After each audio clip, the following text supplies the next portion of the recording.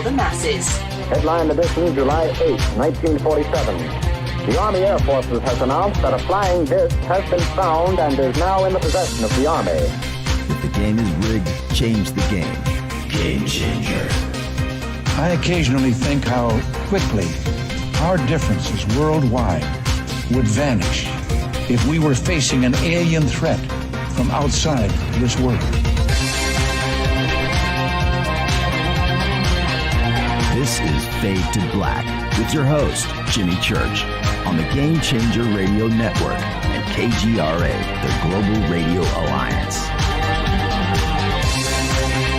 I need your help to get to the year 1985. You're listening to Fade to Black with Jimmy Church on the Game Changer Network. Good evening. Fade to Black.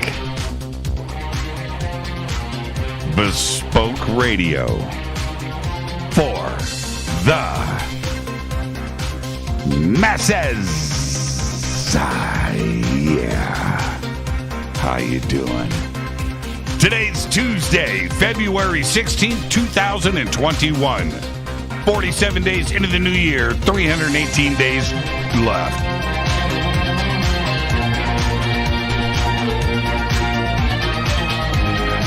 We are live from a bunker somewhere in the middle of beautiful downtown Burbank, California.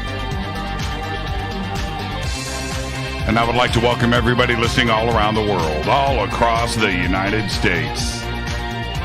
Hither and thither, to and fro, back and forth, up and down, east and west, north and south, far and near.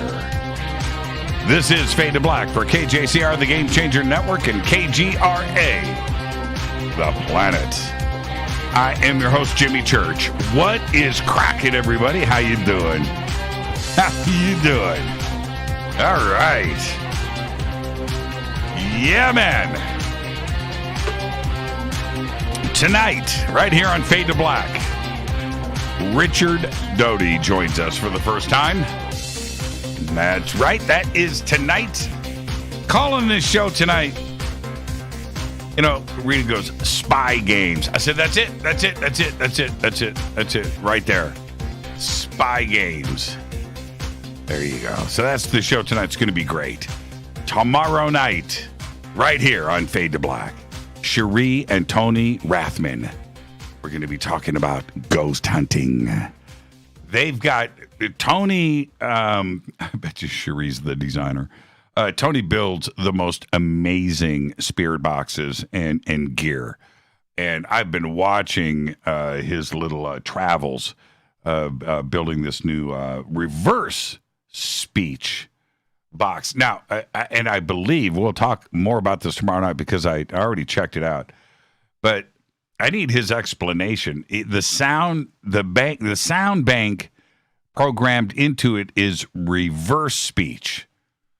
But I think what's coming out of it is correct. So I don't know. I don't know. It's an impressive looking device though.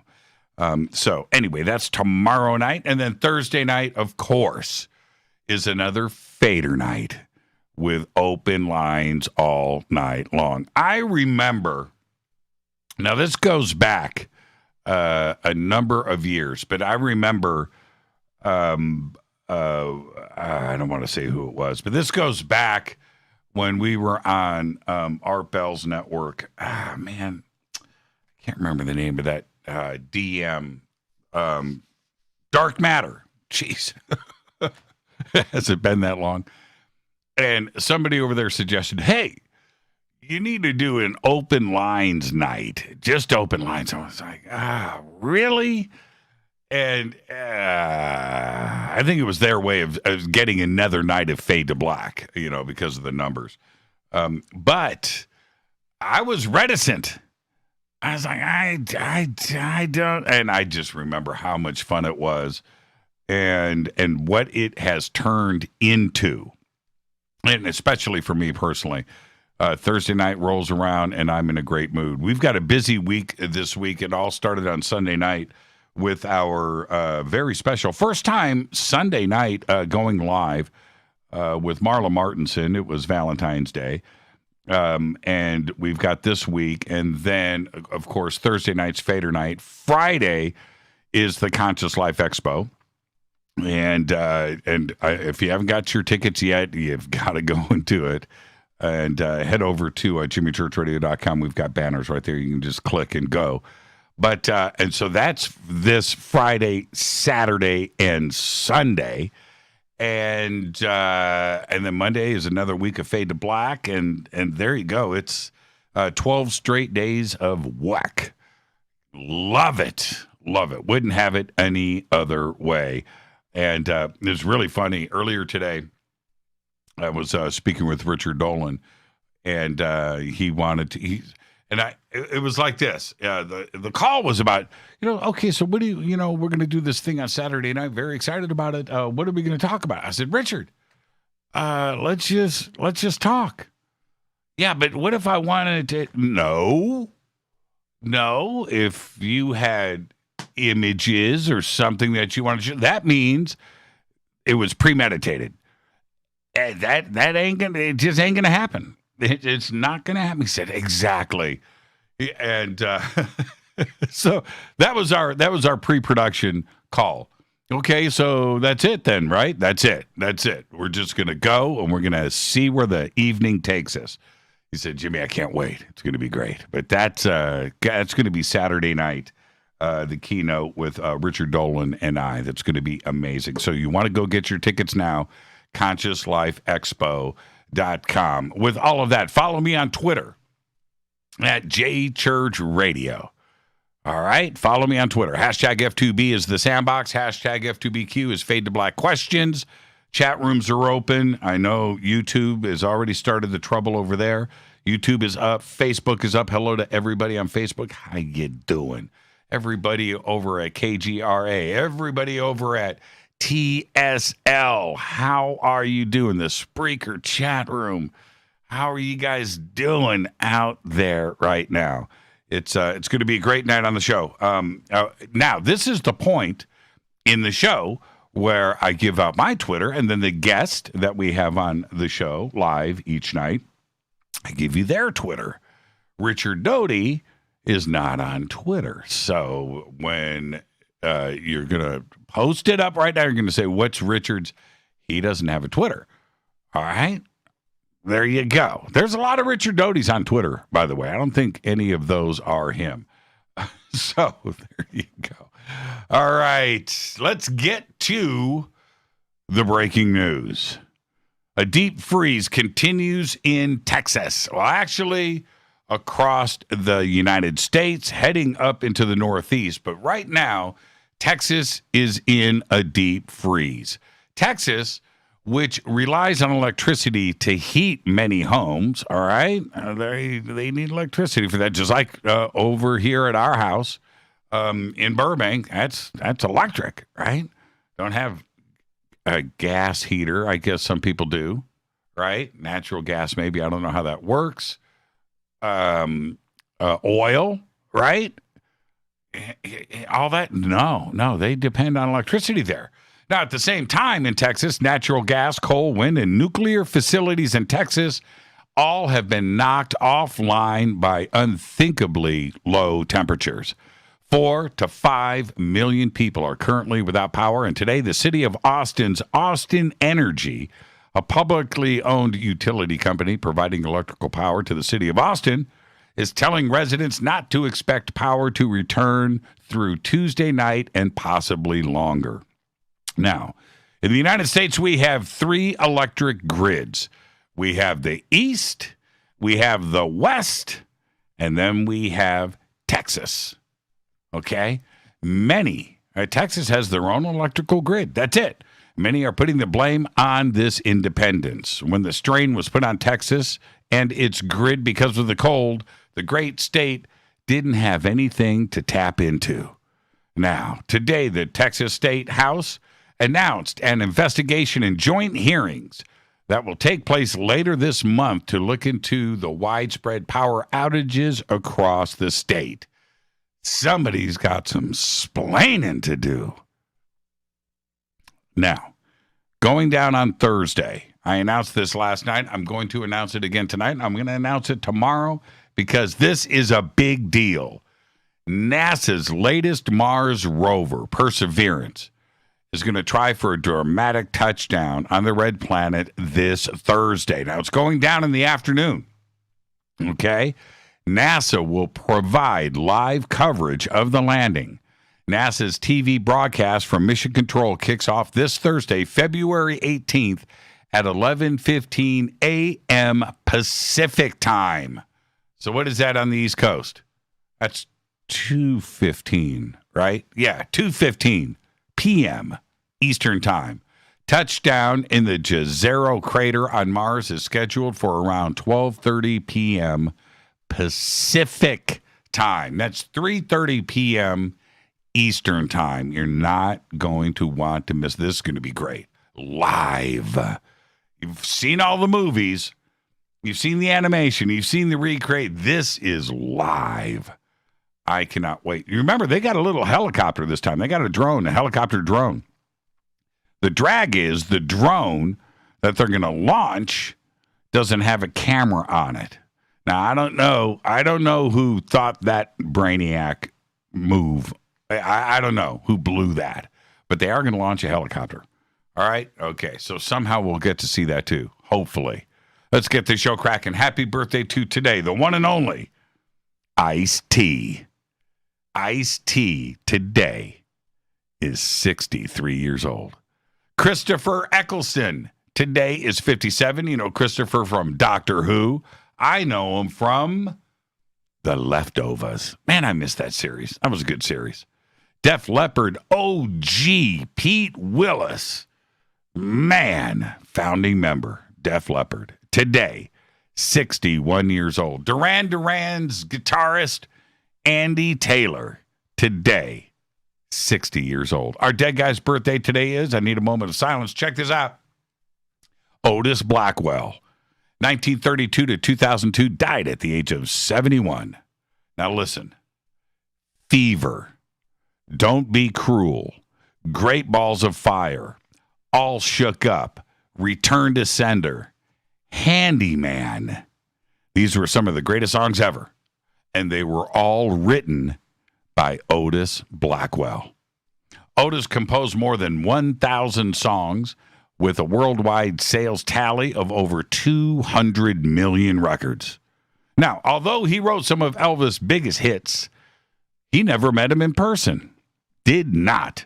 Presley's manager, Colonel Tom Parker, asked Otis to appear in the Presley movie Girls, Girls, Girls, for which he had written Return to Sender, right? But a superstition about meeting Presley kept him from accepting. He was inducted into the Nashville Songwriters Hall of Fame and the National Academy of Popular Music Songwriters Hall of Fame, and Otis died of a heart attack in 2002 at the age of 71 in Nashville, Tennessee. On this day in history, OTD, 1923, it went down. Archaeologist Howard Carter enters the sealed burial chamber of King Tut. Fader fact. All right, here you go. You know what? I did not know this. Check this out. 101 years ago to the day, a massive storage tank filled with 2.3 million gallons of molasses, 60 feet tall, 90 feet wide, burst open in Boston, Massachusetts, causing a sticky flood that coated the city. It spread at 35 miles per hour, killing 21 people and injured 150. Everything was sticky. The smell of molasses lingered in the area for decades. And that is your Fader Fact. Tonight, Richard Doty is here for the first time. So get ready for that. He's joining us at the bottom of the hour. Tomorrow night, Cherie and Tony Rathman, we're going to be talking about ghost hunting gear. Yep, and we've got some EVPs and some really cool images that we will be playing and showing you tomorrow night during the show. And then Thursday night's another Fader night with open lines all night long. All right? All right. Now let me hit this River Moon coffee.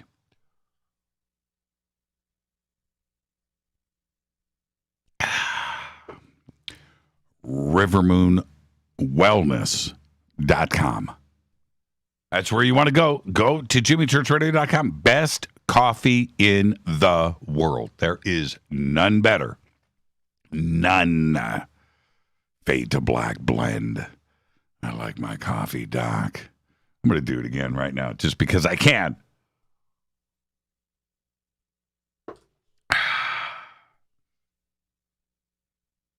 So this afternoon, I had Van Halen's Fair Warning album fully cranked in the bunker. I did. Nothing better. And although this is classic Van Halen at their finest, it always puts me in a certain mood. Fair Warning had a different tone to it. Not only with the guitars, but it was the songs, right? Starts off with Mean Street, right? And it just puts me in a mood. A little angry, a little concerned, a little smart. That album will make you smarter. And always on a mission. Marching, determined, focused. That's what Van Halen's Fair Warning does for me. And it was during this moment of clarity today when I thought about something that John Greenwald said last night during the show. And it was this. Now, I have to paraphrase a little bit. I didn't go back and listen to it. I didn't transcribe it. It's not word for word, but you'll get the message. John said something like, quote, when you ask about what TTSA has done lately, the reply and arguments are always, hey, they got UFOs in the New York Times. UFOs are now in mainstream media. They did that. They did that, man. So John continued with, I guess what they're saying is that we should just stop research in the UFO community and let the New York Times handle everything. And this is one of the deepest thoughts on the subject I've heard in a very long time. That's a heavy statement. Contemplate that. Now, I know that something like, a quote, they got UFOs in the New York Times. UFOs are now in the mainstream media. I know. It sounds like a juvenile answer. It does. It's playground stuff. It just doesn't make any sense. It's cool that it happened, but that's not an answer. Certainly not in a debate. It's not. But this has been repeated throughout social media over the last couple of years. It's the basis of anyone defending TTSA because they don't have anything else to lean on. That's all they got, right? And I get that. I get it. I totally understand. Because today, the heartbreak and the emotion with TTSA sucks. And that was back when TTSA was still a thing, by the way. Today, it really sucks. Because now TTSA ain't a thing. TTSA is officially a footnote in history. It's past tense. It's over. It's done. Now, when I say that they are so last year, I mean it. Because now it's a fact. This is 2021. TTSA is so last year. So earlier today, I know what you're thinking to yourself. Jimmy, what's bringing all of this on? We've been through this before. Check this out. Earlier today, and I'm listening to Van Halen, man, I get into a mood. I get into a mood when I listen to Edward. All right? because I was cruising around through social media, and I was doing it because of something else. I don't want to say what and all of that, but it was totally, believe it or not, an unrelated matter. All right? So it had to do with, somebody was ill, COVID, right? So anyway, one click led me to another, and I found myself in a 10-day-old thread. Now, 10 days ago, right? Today's the 16th, 12 days ago. Actually, it was a couple of threads. Okay, February 4th, 5th, 4th, 3rd, right in there. And everyone was just so bitter. So, what's the word I want to use? Oh, I got it. Butthurt. They were. And in a strange way, I kind of felt bad for everyone. All right? Now, they were all talking about Lou and Fade to Black and the UFO community and rest in peace, TTSA, and attacks and things from people that I know, too, by the way. All right. And I felt bad. I'm literally looking at some of these leaders of the community, and I'm like, man, you hooked your wagon to the wrong horse. That's what you got to be upset with. But seriously, they were all warned from the word go. And that was don't go all in. That's the best I can do. Give it time. That's what I said. But now they got nothing. And all they want to do is put the blame on the UFO community, this show, and me personally, and others, for not supporting their mission. Like it's our fault. Right? It was our fault for digging up dirt and asking too many questions.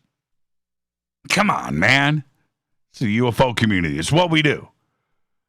But they have to have someone to blame it on because they're upset. But the real truth and the bottom line is nobody gives a crap. I don't. I only stumbled upon this stuff. I'm not out there looking for it. I don't care. I'm not going to post. It's last year. It's over. There's nobody from this side saying, I told you so. We could, but we are not. Well, I just sort of did, but... Now, here's the deal. There are those out there from the top down who chose to go all in. And you know who they are. And they chose this for good reason. They thought things were going to last forever. And they didn't. And now they are left outside in the rain, in the dark, looking through the orange glowing windows and the party that is going on inside of the UFO community clubhouse, where things are pretty friggin' good right now. So, as I look out of the windows of our cozy clubhouse to the dark, wet streets below, with the murmuring going on in the cold mist, remember, these walls will stand strong and defend the UFO community for centuries to come. And we know that you want in. You want to have a seat at the table and enjoy a warm meal? Well, anything is possible, but it'll take some time. Because around here, we don't go all in. Now, just to wrap things up, I had a conversation today with... well, his name rhymes with Roland. Yeah, it was Richard. Anyway, one of the things we talked about is what happens with Tucker Carlson. Is Tucker truly on board with the UFO question, and is he going to continue with the coverage that he started? Honest question, right? Or, now that TTSA is through, maybe his interest may have gone down a few degrees. Honest question. Will he cover the recent news from this weekend about the Pentagon and their, quote, UFO debris? And if he does, who will be his talking head and UFO expert? These are important questions to ask because it just may be that the grand days of old, I'm not talking about UFOs in the mass media, may be put on hold for a while. Hey, I'm just asking for a friend, right? And I'm here to give you all something to think about. And before you answer any of these thoughts, you got to play Van Halen's Fair Warning while you ponder. Seriously. Works for me. This is Fade to Black. I am your host, Jimmy Church. Tonight, right here, Richard Doty. Richard joins us for the first time. We're calling this show tonight UFO Spy Games. Tomorrow night, Cherie and Tony Rathman are here. We're going to be talking about ghost hunting. That's tomorrow night. Thursday night is another Fader night with open lines all night long. I'm your host, Jimmy Church. Follow me on Twitter at JChurchRadio. Email is jimmy@jimmychurchradio.com on the Game Changer Network. That's what we do around here. I'll be right back after this short break with Richard Doty. Stay with us.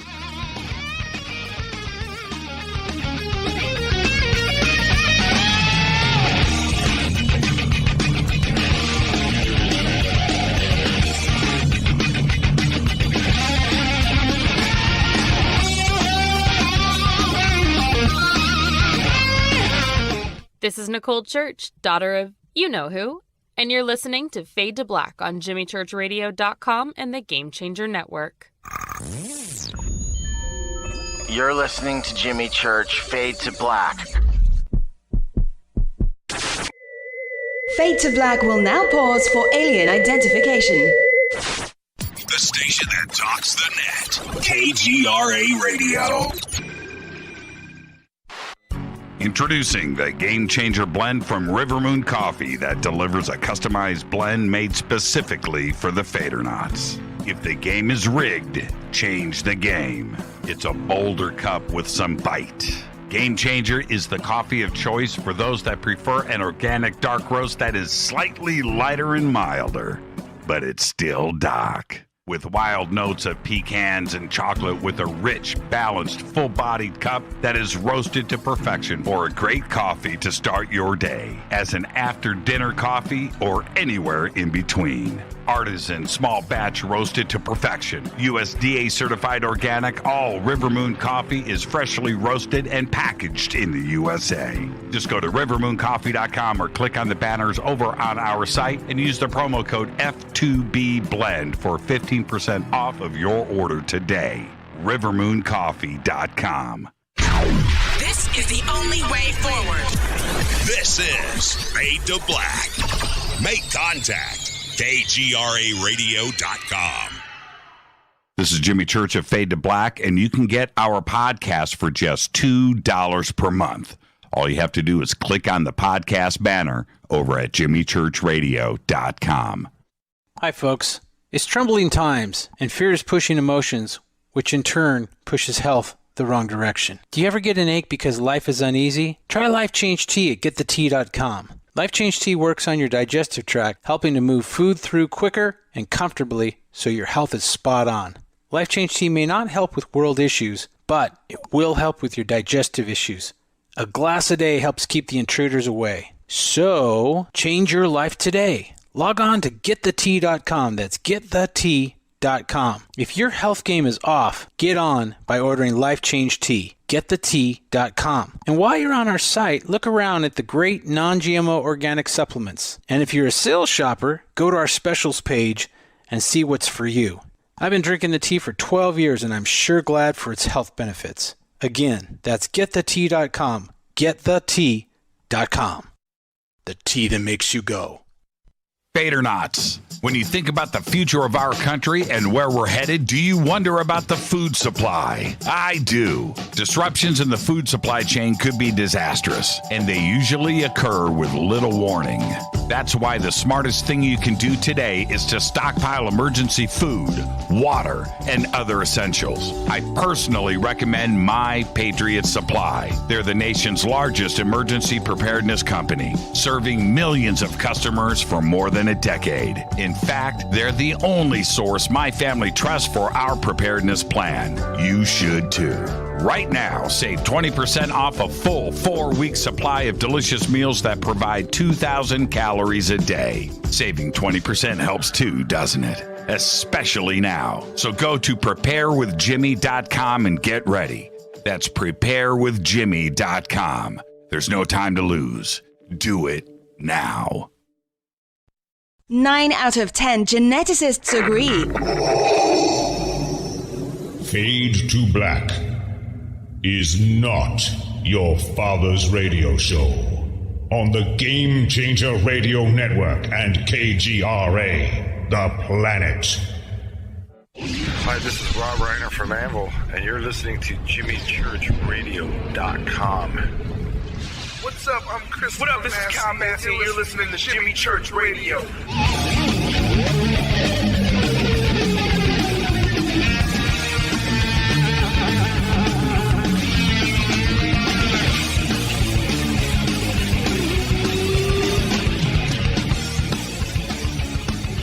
All right, welcome back. Fade to Black. I'm your host, Jimmy Church. On the Game Changer Network, you can follow me on Twitter right now at JChurchRadio. Hashtag F2B is the sandbox on Twitter. Hashtag F2BQ is Fade to Black questions. Any questions for myself or Richard Doty tonight, you can post it right there. I will see it in real time here in the studio. Tomorrow night, Cherie and Tony Rathman are here. We're talking ghost hunting. Thursday night's another Fader night with open lines all night long. Friday, I will be hosting the Conscious Life Expo. Friday, Saturday, and Sunday. And so you want to go over to consciouslifeexpo.com and get your tickets and schedule and info and everything that you need is right there. And we've got a very busy week. And then, of course, next Monday, we kick off another week of live talk radio. All right. Tonight, it's Richard Doty. Richard was born in New York State, but grew up in a military family and then served his country in the United States Air Force. Richard was hired by the Air Force Office of Special Investigation after attending intelligence courses taught by AFOIS, the Defense Intelligence Agency, and the Central Intelligence Agency. He served at Kirtland Air Force Base as a counterintelligence officer. Richard saw duty at the Nevada Test Site, the Air Force Test Center, Detachment 3, Groomlake, Nevada. Richard investigated the Coyote Canyon UFO sighting on Kirtland Air Force Base and the Paul Bennewitz incident. He was also assigned to AFOSI European Headquarters, Wiesbaden, Germany, as a counterespionage agent. After leaving the AFOSI, he was assigned to an Air Force Reserve unit and later was employed by the state of New Mexico. And he also worked for the Institute for Advanced Studies, which was directed by Dr. Hal Puthoff. Today, Richard is retired and employed as a consultant, and I would like to welcome back to Fade to Black, Richard Doty. Richard, good evening. How are you? Great. How are you, Jimmy? I'm fantastic, and thank you for asking. Normally, Richard, at this point of the show, we give you the first-time guest disclaimer. And I thought about this. Well, you know, technically, we spent 90 minutes on the phone a few years ago. So I thought, no, he's not a first-time guest. That's not the way to handle it. You're a return visitor. So there you go. And welcome. Thank you. Yeah, welcome back. Welcome back. I actually want to start here. Now, there's no question, Richard, you know about the past and the UFO community and how some may view you. And so to start this show, I actually want to make sure that we're on the same footing here. Are you bound by any security oaths or any NDAs that would prevent you from answering any questions? unless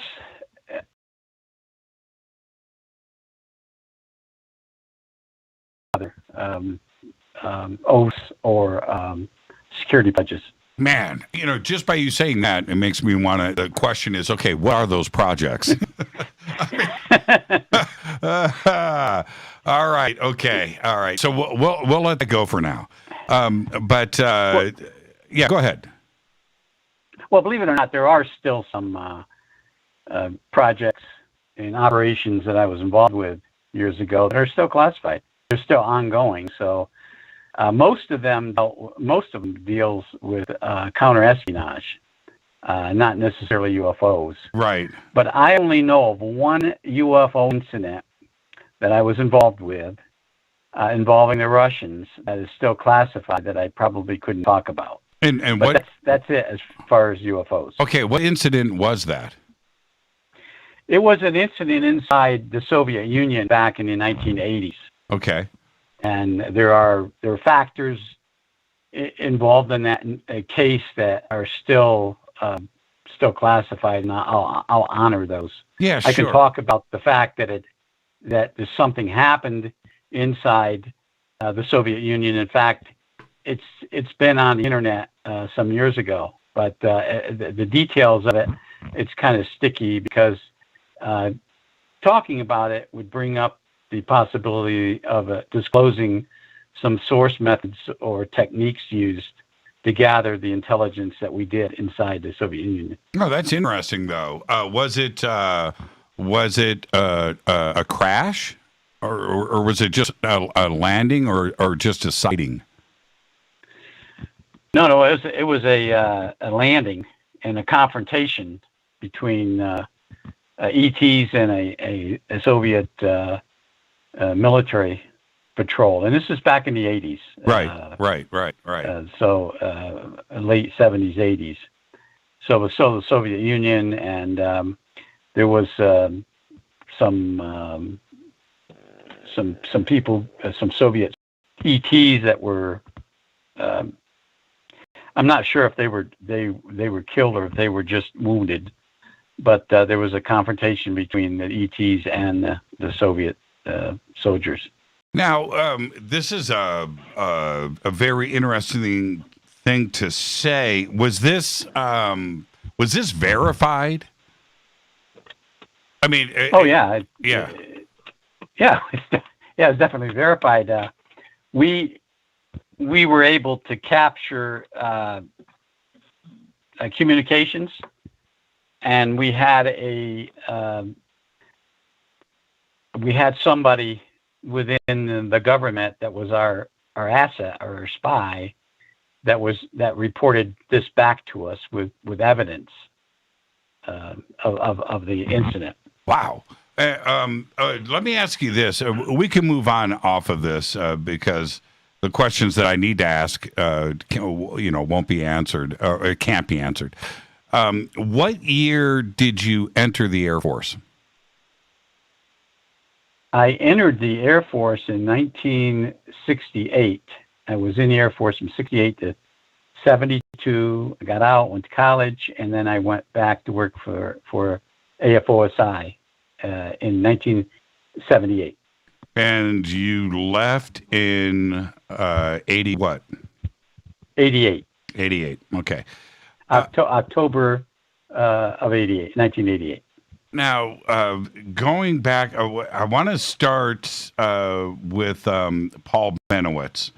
And there's a lot of reasons to actually go here because there's stuff historically that I've always wanted to ask you over the years. And I know I said that to you last time 2-3 years ago, and I barely remember that conversation. But I want to go back to Paul Bennewitz because when I originally had read about the case and how it went down, it was a situation, Richard, where I thought to myself, if I ever get a chance, I've got a list of questions here. And so the first question is this: Did Paul make contact with ET? something not of this earth? Yes, he did. He actually did. It was a complicated case. It started out where Paul reported some unusual sightings over Kirtland Air Force Base and particularly over Manzano storage area. And Manzano at that time, back in the late 70s, Manzano was a nuclear weapons storage area on the base, and it was classified. The Air Force wouldn't admit there was nuclear weapons stored there. And along with the fact that the weapons were stored there at Manzano, there was a number of safeguards around the storage area, both electronic and then obviously physical security with military police and security guards. And Paul had gathered some intelligence, electronic signals coming from there. And he also photographed objects flying over the base. And so he, being a patriotic American, and Paul was a veteran in the United States Navy, Paul brought it to the attention of the base security officer. And that's how I got involved in it.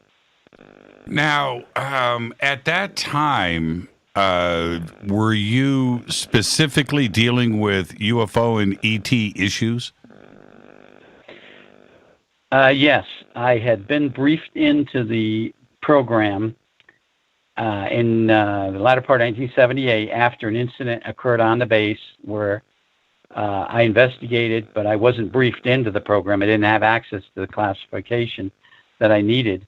And so my boss told me, well, you're going to have to get cleared into this particular program. So then I got cleared into it. And that's when I learned how and when the United States government became involved with the investigation of UFOs and contacts with ETs going back to the 1947 Roswell crash. And so I was briefed into the program. I investigated that particular incident, which happened over Coyote Canyon. And then shortly after that, the Paul Bennewitz case occurred.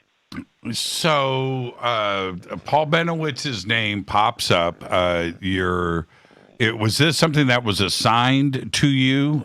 Did you have a commanding officer that got this first and then handed you Paul's information? How did that chain of command go down? Well, Paul first contacted Major Ernie Edwards, and Major Edwards was the chief of security for Manzano Base. And then he gathered the information from Paul Bennewitz, actually met with him at the base security office. And then shortly after that, Major Edwards contacted me because I was a counterintelligence officer for the base. And so Major Edwards contacted me, and by phone he told me, he asked me to come to his office. He says, I got something very, very important that I have to talk to you about, and I can't do it over the phone. And I said, okay, yeah, Major, I knew him. I knew Major Edwards. So I drove to his office. We sat down, went into a secure room, and he told me what Paul had told him about what he had gathered over the base. Now, at this point, did you know how long Paul was looking into this? Only what Ernie Edwards told me. Major Edwards told me what Paul had told him. And actually, Major Edwards had used a tape recorder, a small pocket tape recorder, and recorded most of the conversation. He didn't record the first part of it, but the last 8 minutes or whatever it was, he recorded. And then I listened to that. So then I knew Paul, what the background was of Paul and how long he had been doing this. So I thought it was something that we needed to investigate. And so I took that information, and answer your other question, I took that information and approached my supervisor. And my supervisor wasn't military. My supervisor was a GS-14 or GM-14. Which is a civilian government employee. Yeah, he was an employee of OSI. and I guess I can say now he actually worked for DIA, Defense Intelligence Agency. But anyway, I went to him and I sat down and had him listen to the tape. And I said, I think we should investigate this. And he said, okay, I agree. So what I did was I completed what OSI calls a Form 1. It's a complaint form, a chronological brief description of the incident, and then we send that up to headquarters. And then there's different ways to sending it up. Because this was I considered it classified, and it was an urgent matter. I sent it up in it's called immediate message to headquarters, and this was about 2:00 in the afternoon, and by 4:30 that afternoon, before I got off at 5. Headquarters had sent a message back saying, by all means, you have permission to investigate it, and they told us in the message that came down from our bosses in the Forrestal building. OSI headquarters back then was in a Forrestal building in downtown Washington, and the person that had gotten this was a Colonel Richard Law. He was a chief of counterintelligence for OSI. He said he's going to have to brief his boss, which included the Inspector General of the United States Air Force, because OSI worked for the Inspector General. They didn't work for any base commanders or anything. They were an independent agency. And then he said at the end of the message, you need to call me on a KY3, which is a secure phone system. Mm-hmm. So then I called him and briefed him over the phone, and then he was very concerned and said, you need to investigate it. Now, was the investigated initiated because this was a nuclear weapons base, or was this being investigated because you knew that he had possibly made contact with something off-world? No. It didn't. At that point, it didn't have anything to do with UFOs. It had to do with security of the nuclear weapon storage area. Right. And I felt that Paul had somehow tapped into the security systems for the nuclear weapon storage area, and that he also had taken photographs that he'd spoke to on the tape. And I knew at the time the Air Force was testing drones, and this was in the late 70s. And the Air Force had a highly classified, back then, it was highly classified program on drones.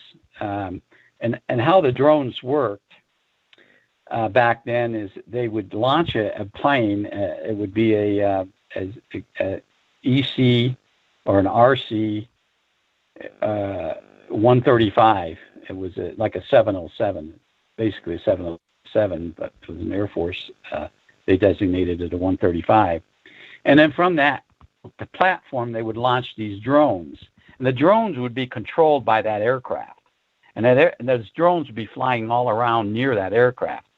So if you were a layperson and you were looking up in the air south of the base, and you saw this strange thing flying around a plane, your first thought would be, my God, that's a UFO. And that's what Paul thought it was.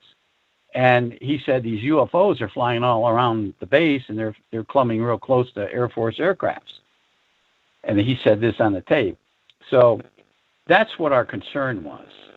And we also had another concern, was that on the base we had a National Security Agency facility. And that facility, it was classified. The fact that it was even on the base was classified. And everything they did was classified. But they had what they call a star range, where they had a facility that could shoot lasers into the air. And this isn't classified anymore. And what they did on the base was they would fire this laser, a chemical laser, up in the air when a Soviet satellite was passing overhead. and they would shoot the laser into the lens of the Soviet satellite and basically blind it, so the Soviets couldn't see what was on the ground.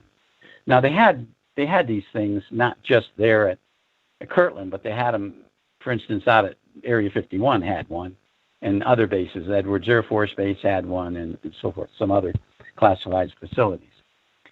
And this, I knew this was I knew about this operation. So all these things accumulated in my mind, and that's when I thought, well, we have to investigate and find out, number one, how he was doing it and what he was collecting. So at that point, the UFO subject didn't come up. So you drive out to Paul's house. Was it the next day? When did you first make contact? Excuse me. Yeah, the next day I called. I think it was sometime in the morning. I knew Paul. I did some checks. I stayed overtime and did some checks on Paul Bennewitz. And the first thing I did was what we call a DCII check on him, a defense criminal indices check, to see if his name was in the defense computer system. And lo and behold, it was. And I found out that Paul had a security clearance, and that Paul ran a business off the base called Thunder Scientific Laboratories. He had a Department of Defense security clearance because he made parts for submarines, classified parts. So that helped me out a bit, knowing that he had a security clearance. Then I called Paul the next day and identified myself and said, I'd like to come out and speak with you regarding the information you provided with Major Edwards. He said, sure, come on out. Just come on out. And so I did. I went out and sat down and spoke with him. And what happened next? And the other part about this is he was taking pictures and things. When you got to the house, did you see any evidence of this? Well, I went to his shop. I went to his business. I didn't go to his house. His office, his business was just outside the base of the Air Force Base. I mean, just outside the gate.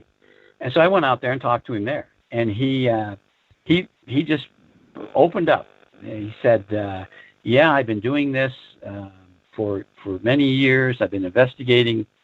He brought up the subject of UFOs. He said, I'm a member of AFPRO. I'm a member of MUFON. This is. I mean, I identified myself. I sat down and told him, gave him a preamble of why I was there, and he immediately started by saying, I am very interested in UFOs. I am a member of AFPRO. I've been a member of AFPRO for years. I'm a member of MUFON. I was a field investigator for UFOs. And I was kind of bewildered of why he was telling me this stuff. I mean, there was no connection with me at that point with what he said and saw in UFOs. So he rambled on for, probably 15 or 20 minutes. And I said, well, Mr. Benowitz, why did you bring up UFOs? He said, because what I saw out there was a UFO, was many UFOs. And what information I gathered by my equipment pertains to alien signals.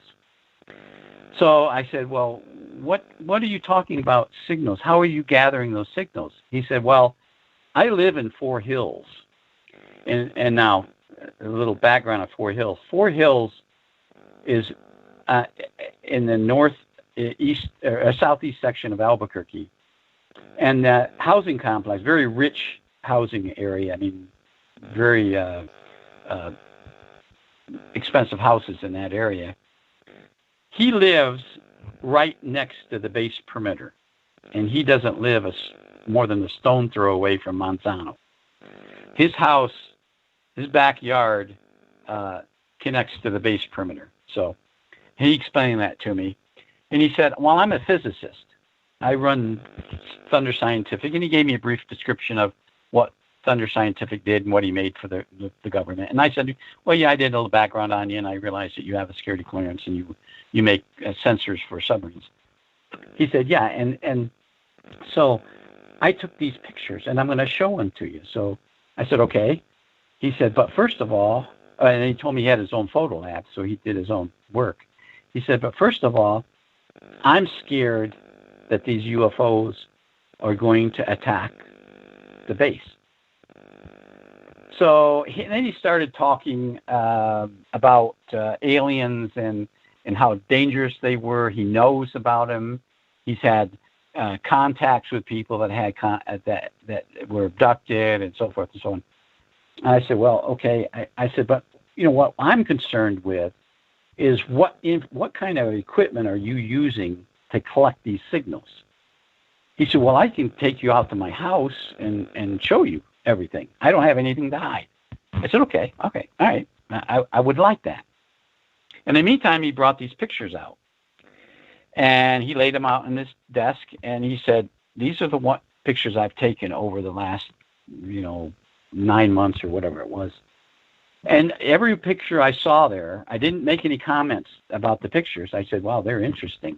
Were of drones. He took pictures of drones flying around the base or south of the base. And I said, okay. I said, so what do you think they are? He said, I think they're UFOs. There are UFOs. He got really excited. He said, those are UFOs. Look how close they're flying to those aircrafts, military aircrafts. I said, wow, yeah, I can understand. So I just said, okay. So when can we go out and look at your equipment? He said, well, what about tomorrow? I said, okay, we make arrangements tomorrow. He said, well, I have to work in the daytime. Can you come out tomorrow evening? I said, sure, we can do that. And so I made an arrangement to go out and look at his equipment. Now, I need to take a break right here. So this is a good spot to do that. And so this is, okay, so first day you hear about Paul. Second day you visit him, not at his home, but all of this stuff was discussed. Third day, you guys are planning on meeting at his house in the evening, right? That's correct. Okay, let's take our break right here. This is Fade to Black. Our guest tonight, Richard Doty. This is Fade to Black. I am your host, Jimmy Church. It's going to be a great conversation tonight. Sit right there. We'll be right back after this short break on the Game Changer Network and KGRA, The Planet. Stay with us.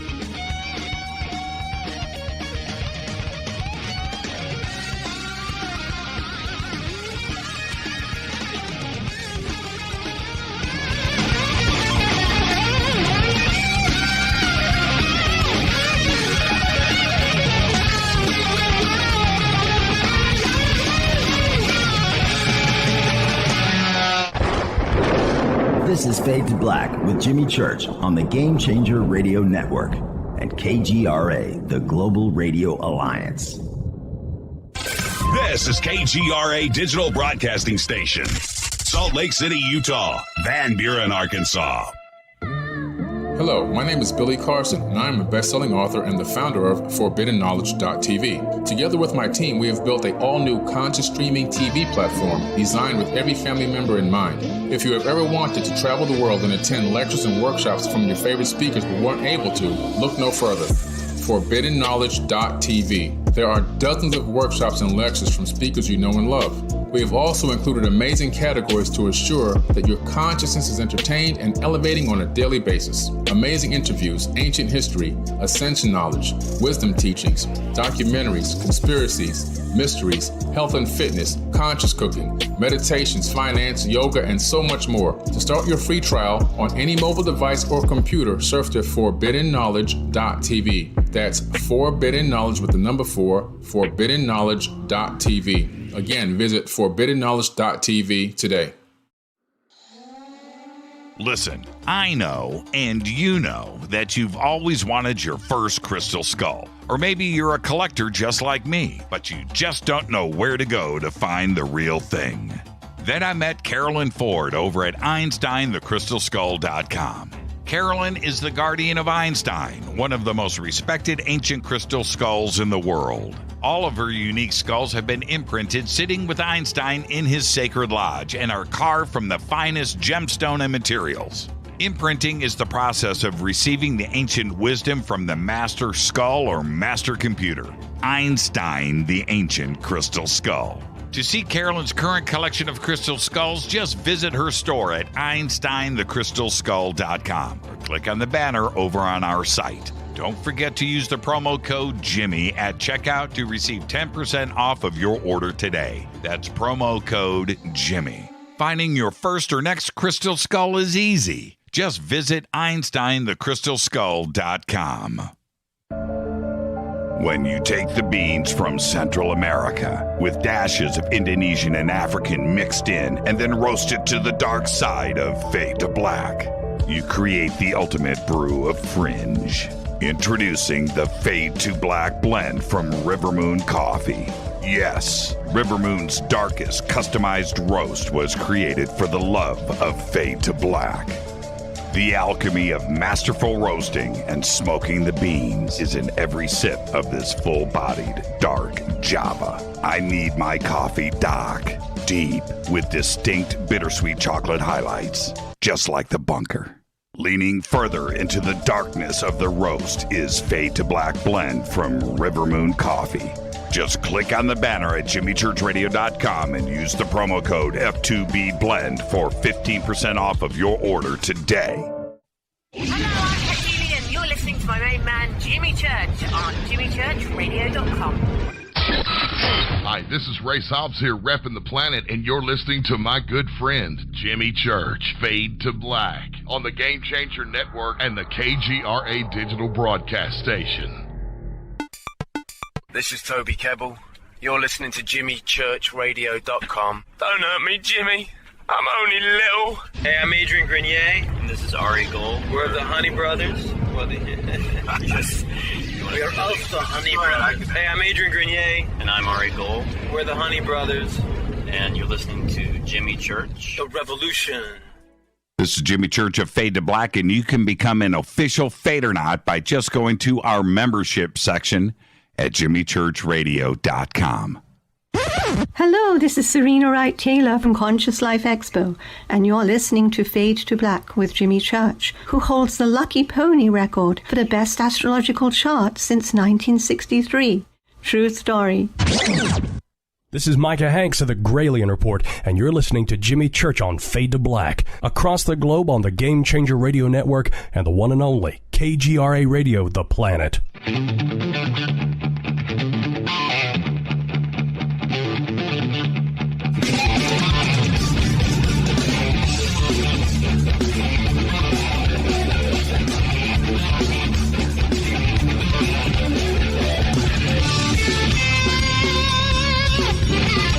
Welcome back, Fade to Black. I'm your host, Jimmy Church. Tonight, Richard Doty is here. Tonight's show, it's called UFO Spy Games. Tomorrow night, Tony and Cherie Rathman are here. Going to be talking ghost hunting all night. Looking forward to that. Thursday night, of course, is another Fader night with all with your phone calls all night long. And tonight it's Richard Doty, and we're talking about Paul Bennewitz. And so now this is, Richard, your third day with Paul, but now you arrive at his house. A couple of things that I wanted to ask you. At this point, were there any indications of Paul's instability? How were you observing Paul at this point? Paul was a very high-strung person. He smoked probably 3 or 4 packs of cigarettes a day, and he probably drank 2 to 3 quarts of Coca-Cola. In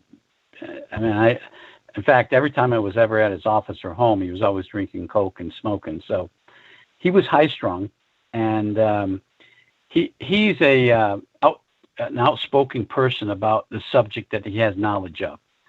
So he considered himself an expert in UFOs, and so he was somewhat of tried to be an outspoken person regarding history and current events regarding UFOs. So you arrive at his house, and he's probably pretty excited because he's assuming at this point that you are interested in what he is observing and listening to, correct? Yes. Well, going back a little bit, I'm not a technical person, so I felt that I had to take somebody with me who knew electronics, knew electronic collections devices, and so forth. So I contacted two different people. One I can talk about freely. His name was Jerry Miller. He was a scientist who worked at the Air Force weapons laboratory, and he had knowledge of the subject. I mean, yeah, he was also a Project Blue Book investigator way back in the early 60s. And then the other person I took with me was a scientist from Sandia National Laboratories, and I'm not at liberty to disclose his name. So the three of us went out there. And so what happened next? What did you see? Well, we got this house, and he lives in a very influential area of Four Hills. He had a house was probably about 4,000 square foot.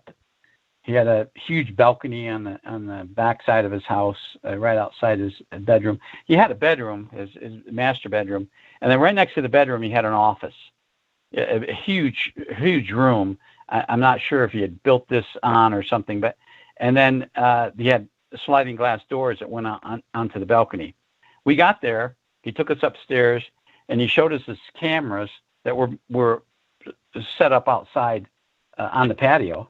And he had a number of high resolution cameras. He had a AE1 that had a zoom lens on it, and he had several other, and he also had an infrared camera. And he also had these long, almost it looked like a radar scope tube, several of them on his patio, and they all wires ran from there back into his office. And then Paul went on, started explaining to us, the three of us, what he had and how he was using those. And of course, I'm not the technical person, but the two others, Jerry Miller and the Sandia Lab scientist, knew what he was doing and was very, very, very concerned with what he was doing, especially the Sandia Labs person who was a specialist in electronic countermeasures and so forth. So we just listened and watched him perform perform how he did these things, collect the signals. And it took him probably about an hour and a half to explain everything to us. And he was talking this entire time. He wouldn't let us get a word in edgewise. And when he was finished, then he asked, "Do you have any questions?" And of course, the two scientists had a plethora of questions for him, and he answered every one of them. And he said, "You know what? You can take this equipment. I don't want to hide anything. I don't want to be accused of espionage. So you can take these and look at them and see how I made them." And all this electronic equipment, Paul made himself in the laboratory. He was a physicist. He had years of training and experience in making electronic equipment. And so the scientist said, "Well, we don't know if we can do that." And of course, they looked at me and asked me, do we need a warrant or something? And I said, Paul, if you want to voluntarily give these things to us so we can take them back and look at them, yes. And we'll promise to bring them back to you. And so Paul said, "Sure, go ahead. So they did. They took I don't remember exact number of devices that he had, maybe 7 or 8, and I think they took 4 of the most important ones they considered. And we thanked Paul, and we left, and we went back to our office, my office, OSI office, and this was like about 8 o'clock or 9 o'clock at night. And we sat around and talked about what Paul had, and they explained to me in layman's terms that what he was doing was he was collecting electronic pulses and signals. Well, and they were.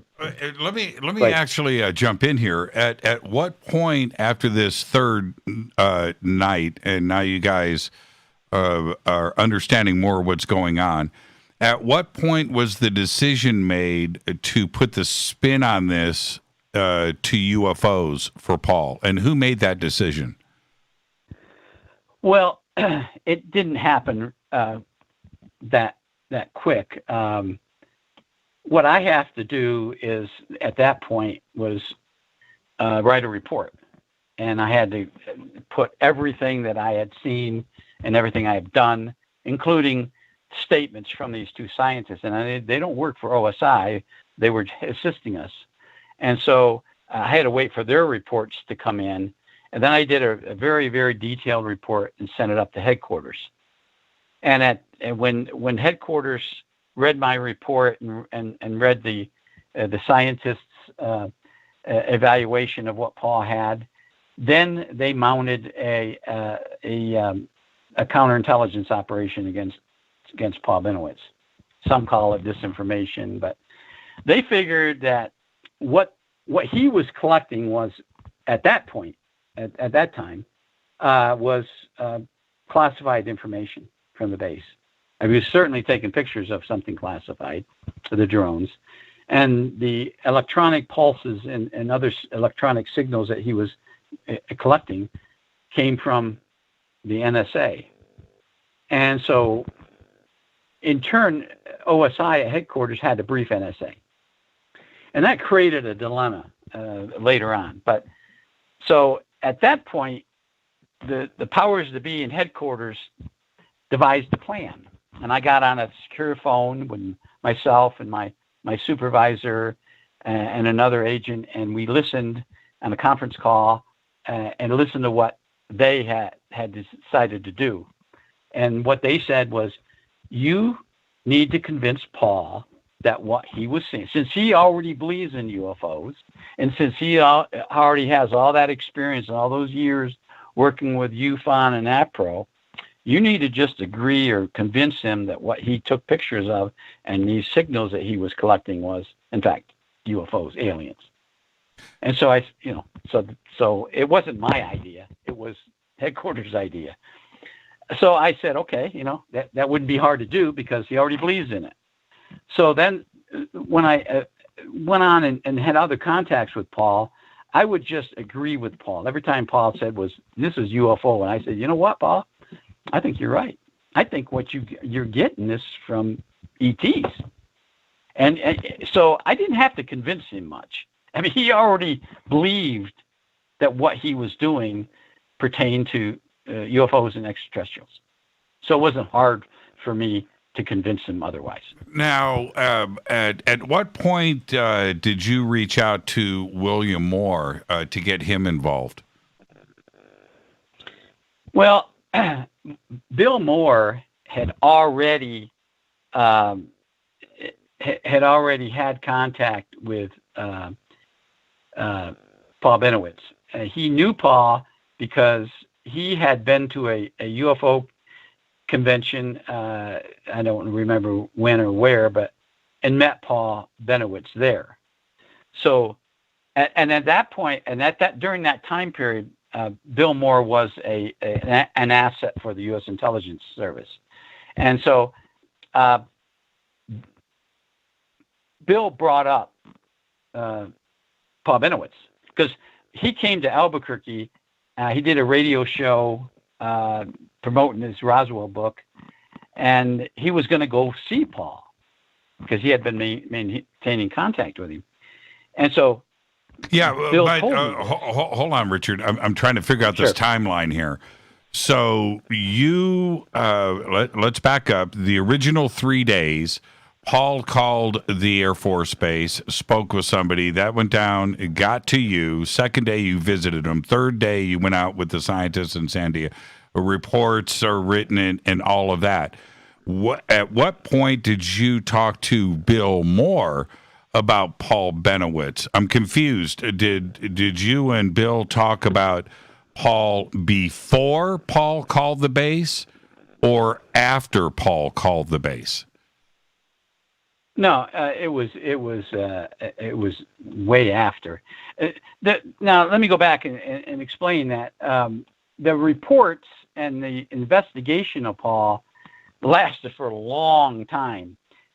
The report that I did took probably 5 or 6 or 7 days to complete, and maybe even longer. I had to send that up to headquarters. They had to read it. They had to coordinate it. So it was weeks and weeks and weeks. It wasn't days that we were talking about here. Exactly. Now, I might have still had Right. I might have still had some contacts with Paul during that time period, collecting things and talking to him, but it was weeks and months. Yeah. So okay. So now I'm understanding. Okay, but my question is, did you reach out to Bill Moore and ask him about Paul? Bill Moore came to Albuquerque to do a radio show on a local radio station to promote his book. Mm-hmm. And I knew of Bill, because he was an asset. Was he technically at this point? Was he your asset?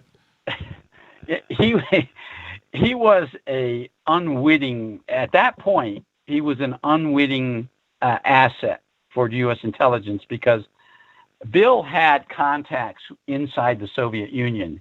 He had a number of contacts. He spoke Russian. And U.S. Yes.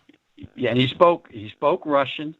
He visited Germany and met with some Soviet scientists at some kind of a symposium. I don't remember exactly what that was, but and he made friends.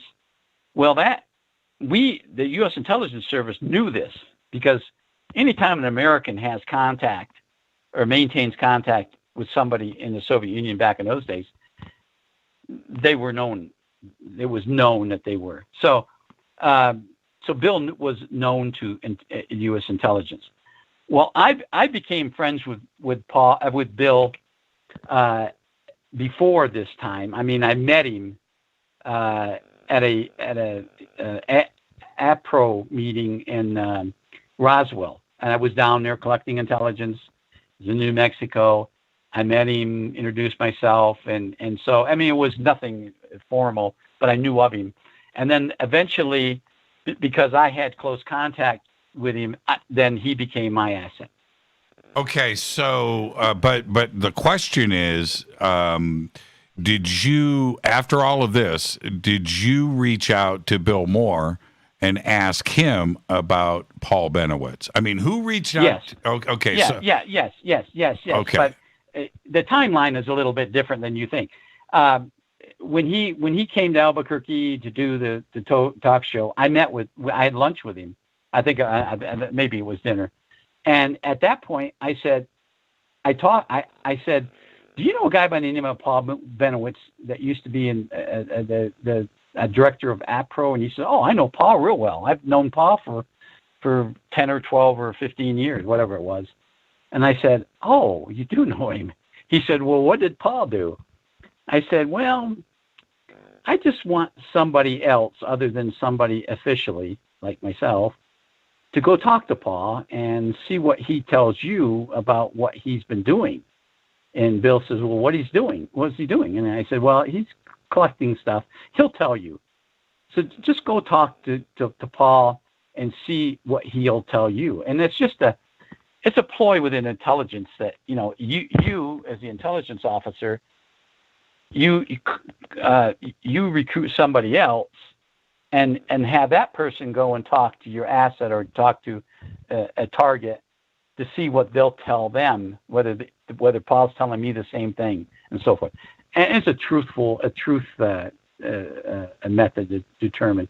Well, so that's how Bill became involved. Now, you again, I'm just going to ask you these questions because you were at the center of all of this. The urban legend part of this is that documents started to get created by you and delivered to Paul, and also from Bill Moore. Bill Moore had documents that he was presenting to Paul too as well. Were those documents created by you and given to Bill Moore to give to Paul? Was Bill creating his own documents? How did that part of the story fit together?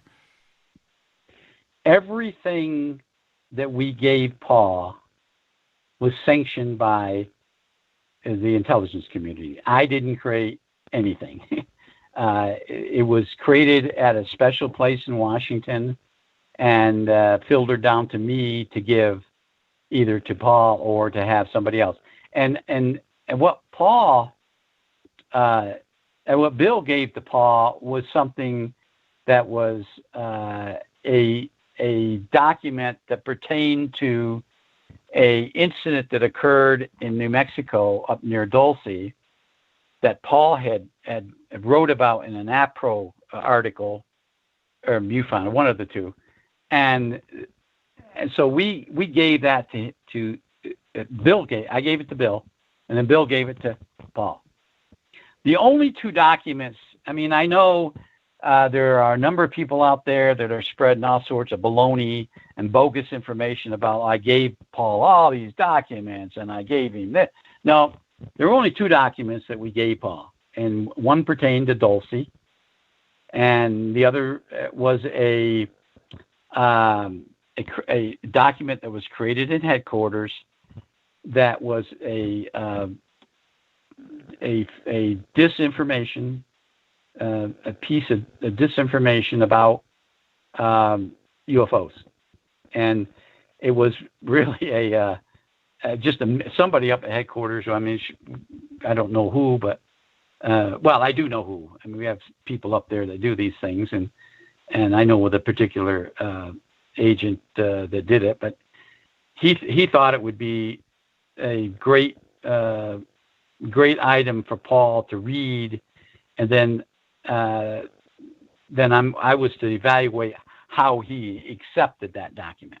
But why? And so that's and this why if it was just about Richard, if it's about him collecting data on a nuclear facility, which is adjacent to his home, why not tell him to just stop doing that and not have UFOs involved in this at all? I mean, why not just tell him he can't do that? He's collecting military stuff and defense stuff that he doesn't need to be doing. Why pull in the UFO aspect to all of this and keep this running on? Well, because a number of reasons. Number one reason is we don't think Paul would do that. We wouldn't. I just don't think Paul would stop, and that would lead into maybe even having to charge him, because we were federal agents and we could charge. I mean, we could charge him with a violation. Anything within Title 18 of the United States Code or Title 50 of the United States Code, which deals with crimes against the military, we could enforce. And there was some thought about that. There was some talk about that. In fact, my boss at Kirtland suggested that. He said, "Why don't we just tell Paul, knock it off, forget it, and move on?"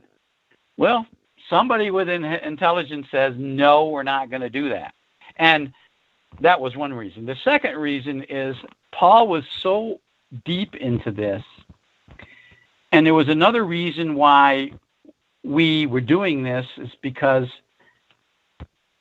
as I gave a presentation at the MegaCon a couple years ago, I disclosed this for the first time.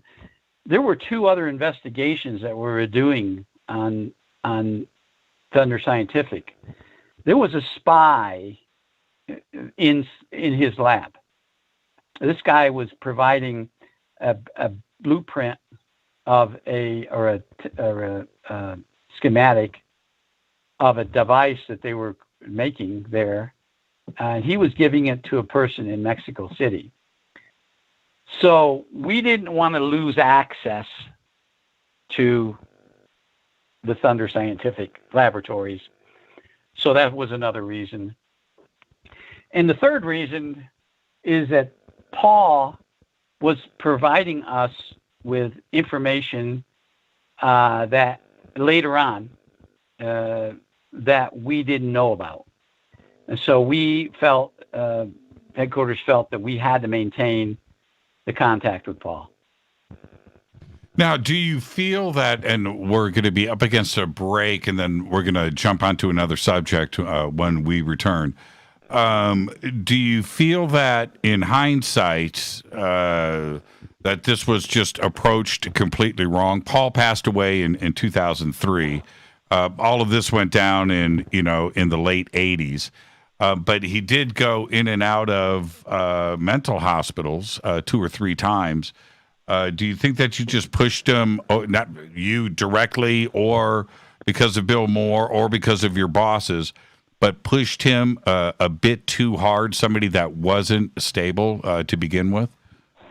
Well, we stopped the investigation in 1986, and I became friends with Paul. And I told Paul at dinner that, some of the information we gave him was, in fact, wrong, but he wouldn't believe me. He never, ever would believe me.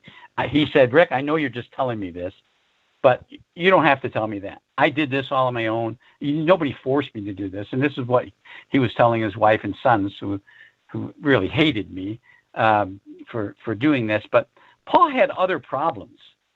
This wasn't his only problem to the reason why he was in a mental hospital. There was many other problems medically that Paul had. Well, and that's what I'm suggesting here, that if all of this is going on, that, pushing this on, misleading with intent is going to facilitate other medical problems that he is going through.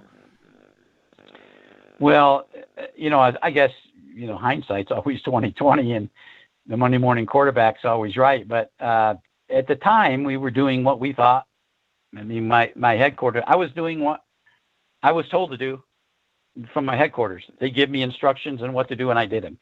And I never forced anything on Paul. We never gave Paul drugs. We never fooled him.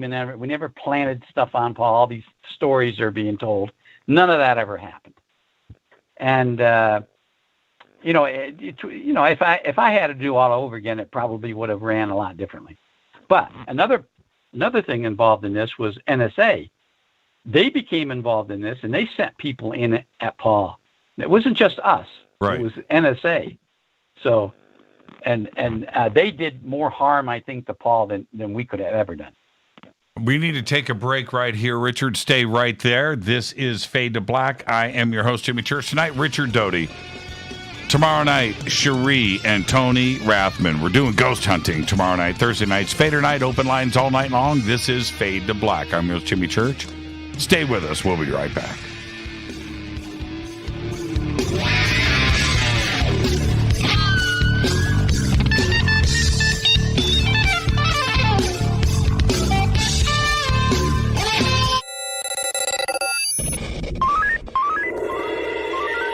Way out here, we listen to Jimmy Church.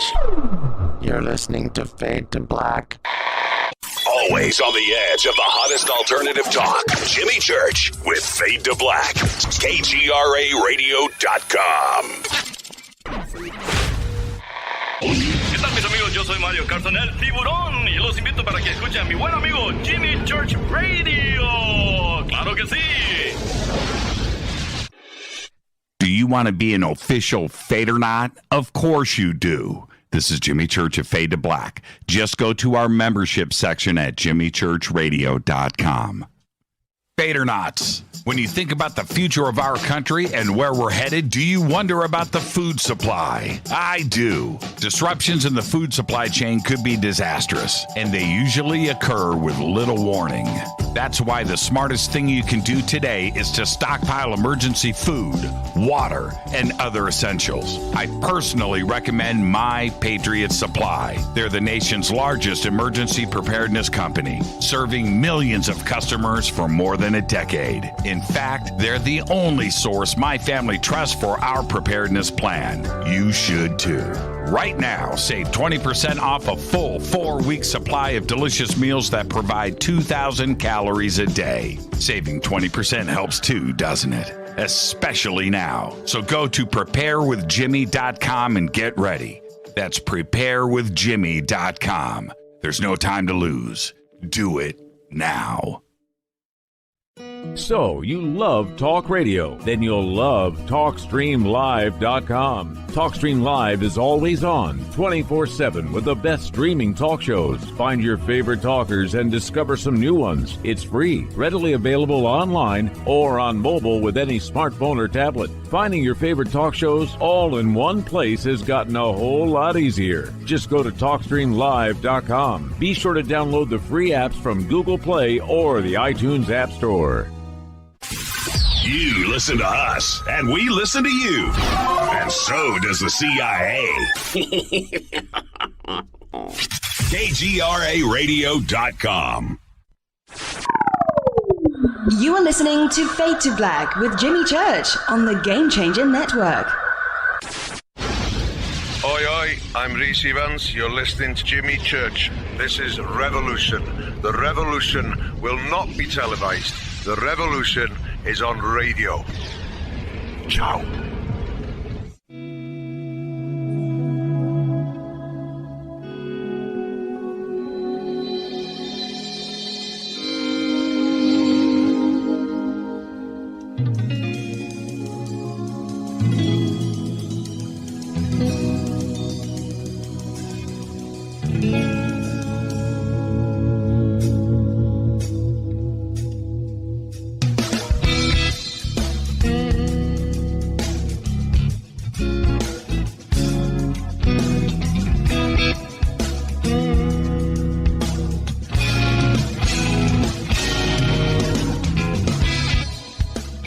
Welcome back. Fade to Black. I am your host, Jimmy Church. Tonight, Richard Doty is here. More with Richard in just a second. And I'm going to let everybody know. It's going to be a great show tonight. Already a great conversation. But after I close down the studio and head home, Rita has got her famous chicken and rice waiting for me. It's going to be a great night. I want to talk to you about Virtual Shield VPN. I talked to you about this last week, where the data of 2.3 million users has been leaked after a hacker found a backdoor into a popular dating site called Meet Mindful. The personal data that was hacked included names, Facebook IDs, emails, birthdays, location data. The data was then uploaded to a public hacking forum for anybody to download. You don't want this to happen to you. Attacks like that can be prevented. I highly recommend Virtual Shield VPN. You can see here in the studio, I've got 6 computers that run this show. All have Virtual Shield VPN. Our studio next door, Virtual Shield VPN. It's very simple to do. You can go to virtualshield.com/fade to black. That's all you got to do. virtualshield.com/fade to black. You do that, you will get Virtual Shield VPN for 50% off today. Also, you can just click on the video link in the description box below. Virtual Shield VPN. Our guest tonight, Richard Doty. And Richard, we're calling this show UFO Spy Games. This is interesting stuff, and I want to talk about the book, which I have, Exempt from Disclosure. Did you co-author that book with Robert Collins? No, I did not. Okay. I think the story's been out a long time. I've even at one point tried to sue him. He put my name on there.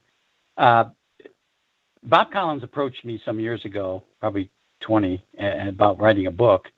And I said, well, I'll help you with some information in the book, but at that time I was trying to write my own book. And so Bob published the book himself because no other, self-published it because no other publishing company would touch it. So, and what I tell people is about 20% of his book is factual, is absolutely factual. About 30% of his book is speculation, and the other 50% of it is absolutely false. So Okay. That's what I'll tell you about the book. Sure. I think the copy I have, you're the co-author on it, and so I wanted to ask you that directly. But there are a couple of things in the book, though, that I find very interesting, and 3 of those items are CIA documents. And I know you know what I'm referring to, but in one of those documents, it said, it's referencing MJ12 and stuff, but it's a missing EBE. Now, what did first off, you know about the document that I'm talking about, right? Yes. Okay. Did the CIA or one of the agencies lose an extraterrestrial biological entity? Is that part of it factual? Well, yes, they did. They actually, it wasn't necessarily CIA, but there was a extraterrestrial biological entity that escaped from the holding area out at Area 51. And what happened? Did we I want to say retrieve? did we get the EBE back? Yes, we did. Yes, we did. We got the body back. We recovered the body, but it's a long story. It was in a holding area. It escaped. I don't know how it escaped. It went from the containment area, which was a little bit south of the Groomlake complex. They actually call it Annex 2, I believe, or Annex 4. Anyways, and the creature made it all the way up north towards Warm Springs, Nevada, and a hunter, and this has been released. This name of this guy, Gus, this guy that shot the creature, and then notified the sheriff's department and the Nevada Game and Fish, and because he didn't know what this thing was, he looked at it and thought it was some kind of mutated animal. Anyways, and so that's the story of that. Were you involved, or were you at Groom Lake at this time? I was. Yes, I was. Okay, so how does that report get to you? We've got ET has escaped. I was one of 4 OSI agents at the Groomlake complex, and at some time, I think it was like noon or something, the base security officer or chief of security for the base, who was Air Force. The base actually was guarded by Air Force personnel. The perimeter of the Nellis test range was guarded by a Wackenhut security, private security company. Anyways, this chief of security, I believe he was a lieutenant colonel, came to our office and spoke to another OSI agent. His name was Dwayne Hutchinson, and he told Dwayne that, what had happened, and Dwayne was cleared for this type of stuff. I wasn't cleared for it, and so Dwayne needed help. I mean, we weren't going to go out and look for him. The base security people, and they had other specialists that were the team of people that were guarding him. They had specialists who would go out, but he needed help in the security aspects of it, and so he briefed me and another OSI agent by the name of Anderson into what was going on. And I first thing I said was, we have an ET, because I didn't know if we had him there at the base. But anyways, and so I didn't. The only thing I did was I notified some people, and I maintained contact with local authorities. I think it was the Nye County sheriffs and the Lincoln County sheriffs, Nevada Highway Patrol, and so forth, and I believe Game and Fish. So that's what I did. How do you? We're going to move on, but I just got to know, how do you call the county sheriff there and speak to him about an escaped alien? No, it wasn't we didn't use the word alien. Right. How do you have that conversation? Well, we called and advised them that we're searching for a highly dangerous military person who escaped from confinement, and that this person could be extremely dangerous, and the base, the Air Force, is going to be responsible for finding him and capturing them. And so we really don't need your assistance. You're going to see us driving all around the base, the perimeter, and the roads. And so we just want to let you know what we're doing. That didn't actually work because there was already a sheriff's deputy, and I believe it was a Nye County sheriff's deputy. His name was Sheldon.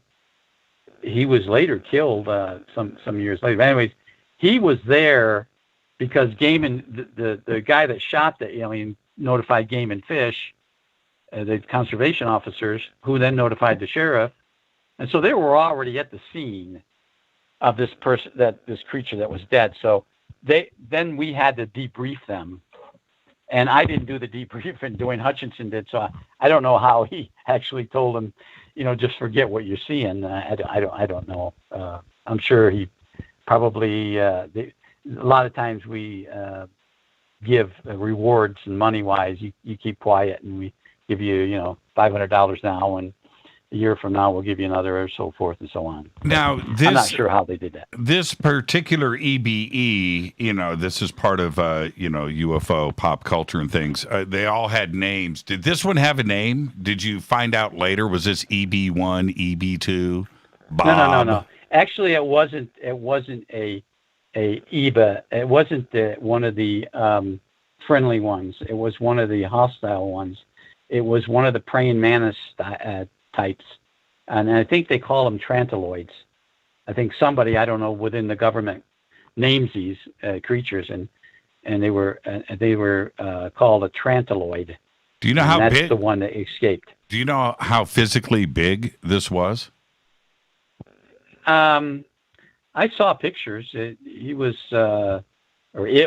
probably 7 foot tall. Something to that effect. And here's the problem when it was shot. And I don't know that the government knew this, but when that particular creature was killed, it rapidly decayed and gave off toxic fumes from the body, and those toxic fumes made a lot of people really, really sick. I don't believe it killed anyone, but it made them really sick. And so what they had to do, they figured at the scene, and I wasn't at the scene, but what I was told, and I'd read a report, they had to bury it immediately. So they buried this thing. They dug probably a 15-foot hole. I don't know how deep. It was, I think the report said a deep, very deep hole, and pushed this thing down inside it and then covered it up. Then they had sensors. Was it buried at Groomlake? No. It was buried where it was shot. Oh. And that was off the base. It was west of Reveille Mill Road. It was about 6 or 7 miles north of the northeast corner of the Nellis Test and Training Range. It was on BLM property. It was buried. They didn't want to go through. I guess they didn't want to harm anyone else, or they didn't know what the fumes were going to do to people. Since when they got there were already people overcome by the fumes, so they decided to just bury it, and that's what they did.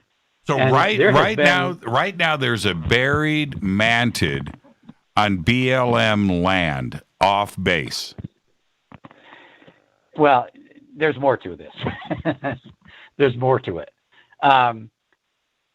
6 years afterwards, then they'd put sensors up around the burial site. Okay. And I think they even fenced it out. I'm not sure exactly how they guarded it.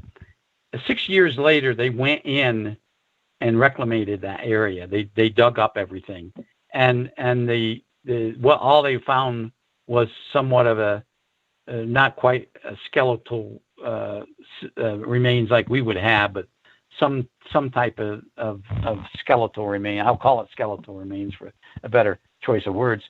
And all the material, the skins and the organs were already destroyed or permeated into the soil.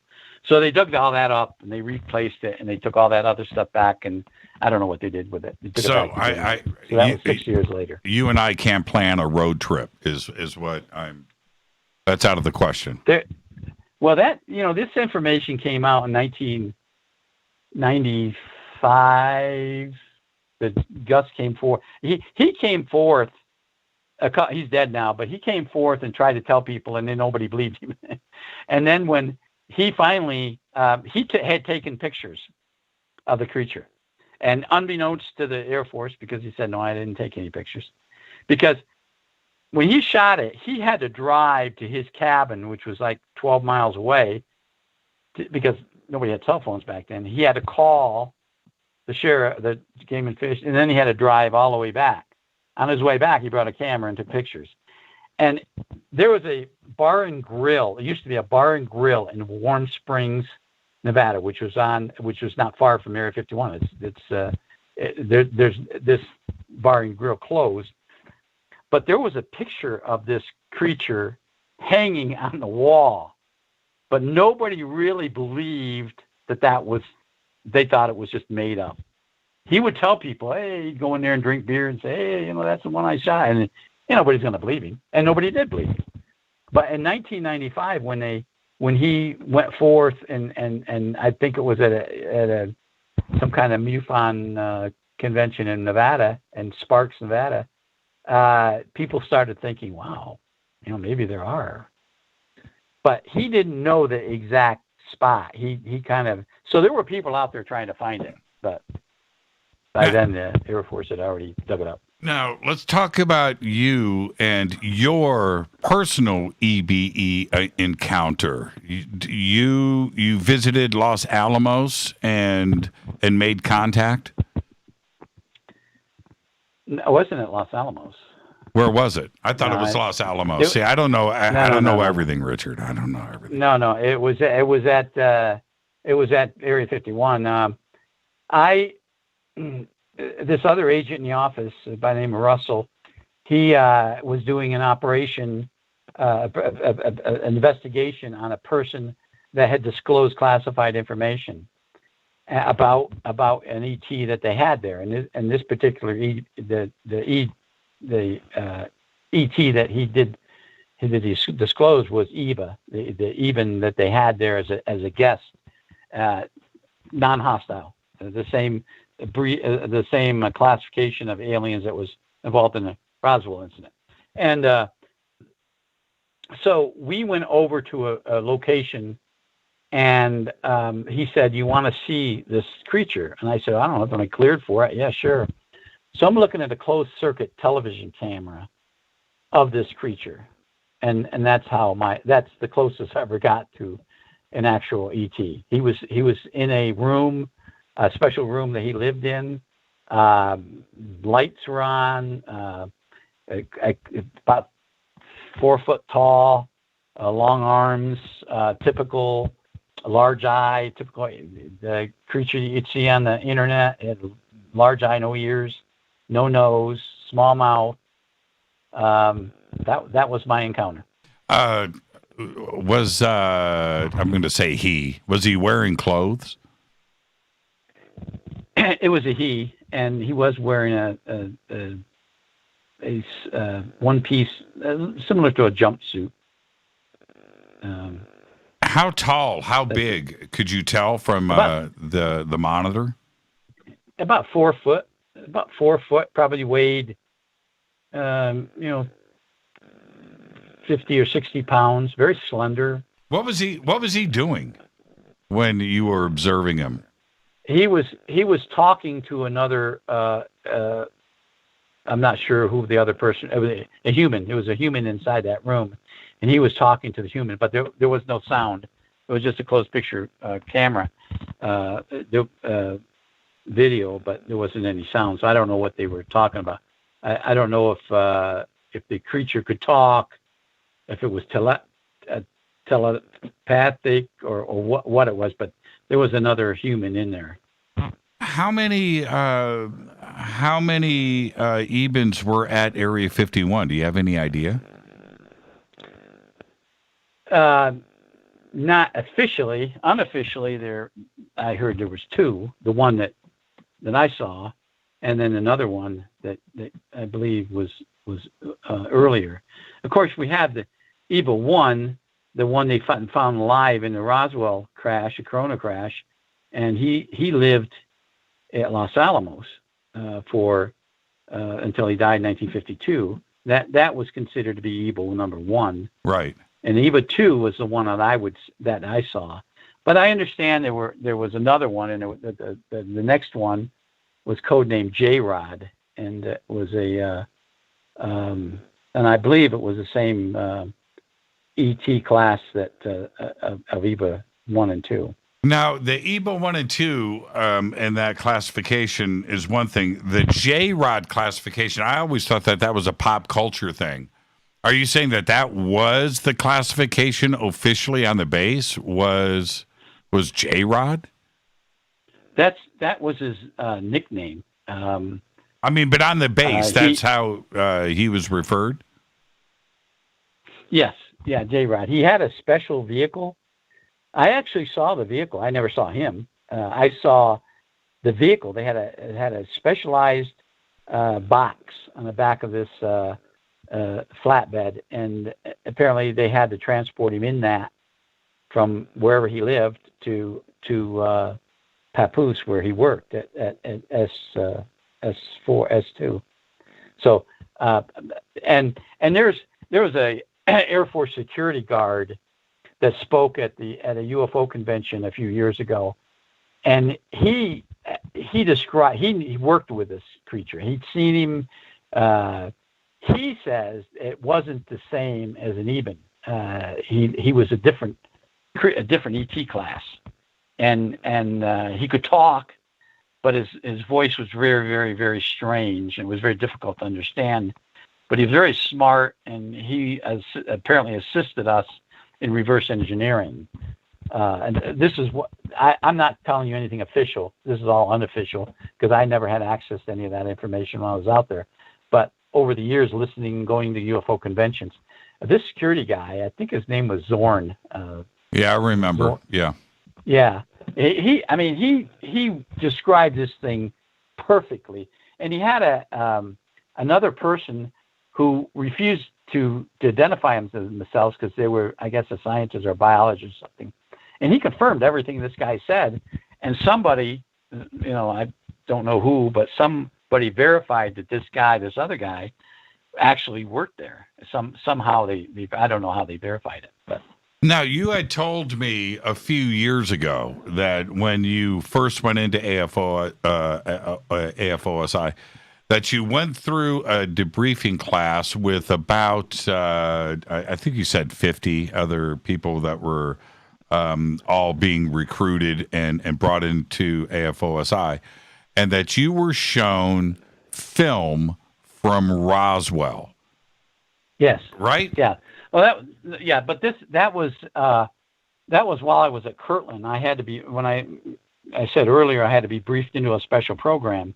And the special program was involved of that. I had to go to a Air Force Special Security office on the base, and Colonel came in and briefed us. There was a number of people in the room. I don't know exactly how many.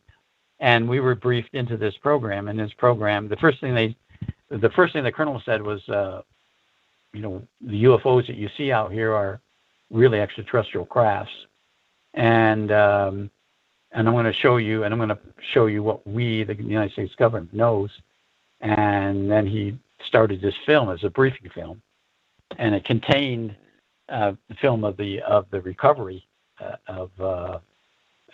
Krona. And you know, that gets into a Pandora's box right there of what people have been saying, and people writing books and stories about Roswell. And you know, the very few books out there are factual, according to the briefing I got.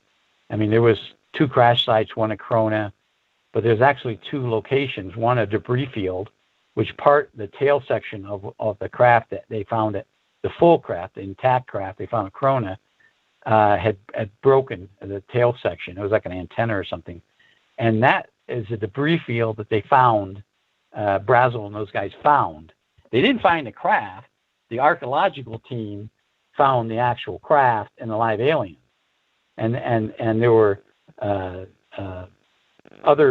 another Army unit that came to that site, along with a sheriff deputy and a state trooper. So, and then 2 years later, they found a crash site out past Magdalena, up near Horse Mesa, and it was a very remote area, and the rancher found this craft up there, and inside the craft were these dead aliens, and they were the same creatures as the one that crashed in Krona. So the government surmised that these 2 crafts, in an electrical storm, somehow collided, and one crashed in Krona, one made it out past Magdalena. Horse Mesa crashed, and the one that crashed out at Horse Mesa is such a remote area that nobody ever goes up there except for ranchers once in a while. And well, so it took is 2 this years to find that one? This information, was this disclosed to you officially in that class? Yes. Yeah, sure was. This isn't stuff that was in a book by Stanton Friedman, you know, or at a UFO convention. This is stuff that you were debriefed on. Well, this is stuff I told. I told Stan. Right. Okay. We need to take a break right here. I'm going to stay right on this subject, though. We need to keep this going, and we'll take our break right here. Our guest tonight, Richard Doty. I'm your host, Jimmy Church. Richard, I can already see that we're going to run out of time tonight, so you're going to end up doing a little overtime. So I would suggest getting some coffee. We'll be right back after this short break. Stay with us.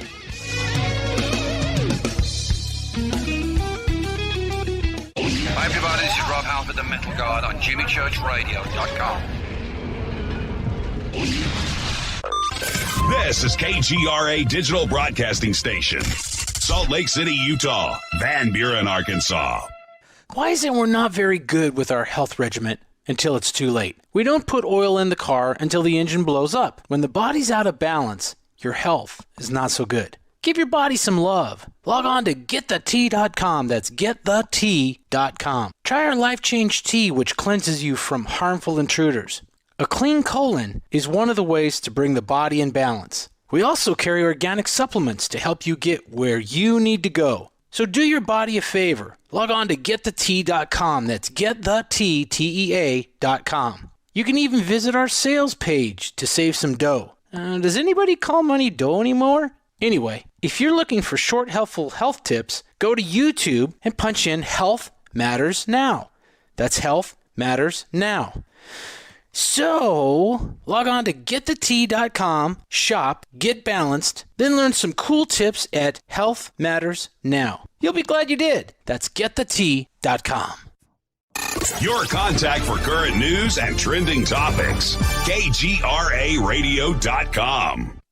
This is Jimmy Church of Fade to Black, and I only drink Fade to Black blend coffee from River Moon. Just click on the River Moon Coffee banner at jimmychurchradio.com. Promo code F2B Blend.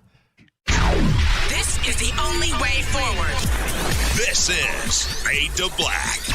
Make contact. KGRARadio.com.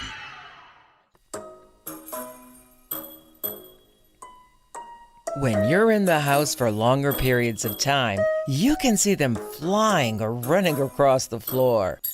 Ooh, yuck. They're unhealthy, gross, and disgusting. Bugs. I loathe bugs. We keep a clean home, but occasionally bugs show up. Well, I found something that is tougher than bugs. Orange Guard.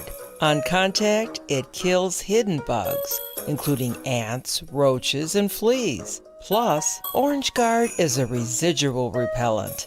All of the ingredients of Orange Guard are on the FDA generally recognized as safe list.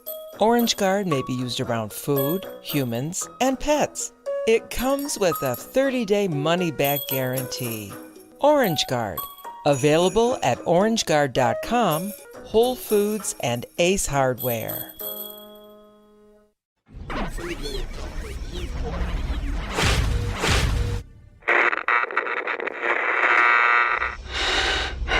You want to know a secret? I love ponies. I really love ponies. I'm serious. I couldn't stay sane without ponies to brush. Why fade to black? Because you never got that pony, damn it. This is Fade to Black with Jimmy Church on the Game Changer Radio Network and KGRA, the Global Radio Alliance.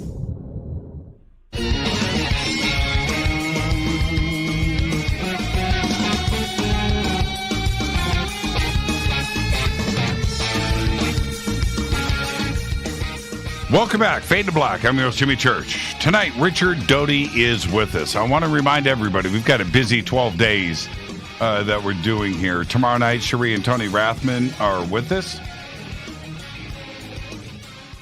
I had to hit the cough button. Hang on, folks. Let me hit this coffee.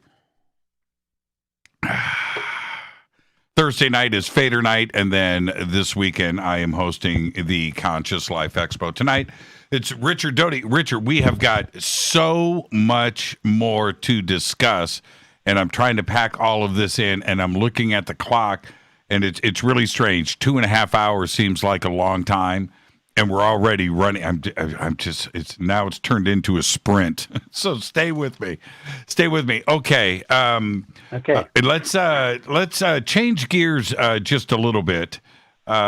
You said to me 3 years ago something that I know that you heard a lot about this. My phone blew up the next day with all of the top names in ufology calling me and stuff, because you had mentioned on the show that there were, to your knowledge, that there were 2 assets on the UFO circuit that were A-list presenters that were out there.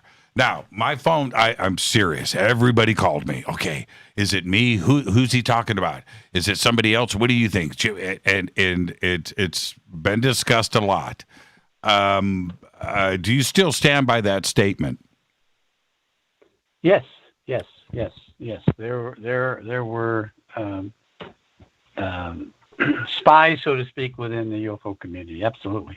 Now, and they are these 2 are currently out there speaking right now. Just so I want to understand what we are suggesting here.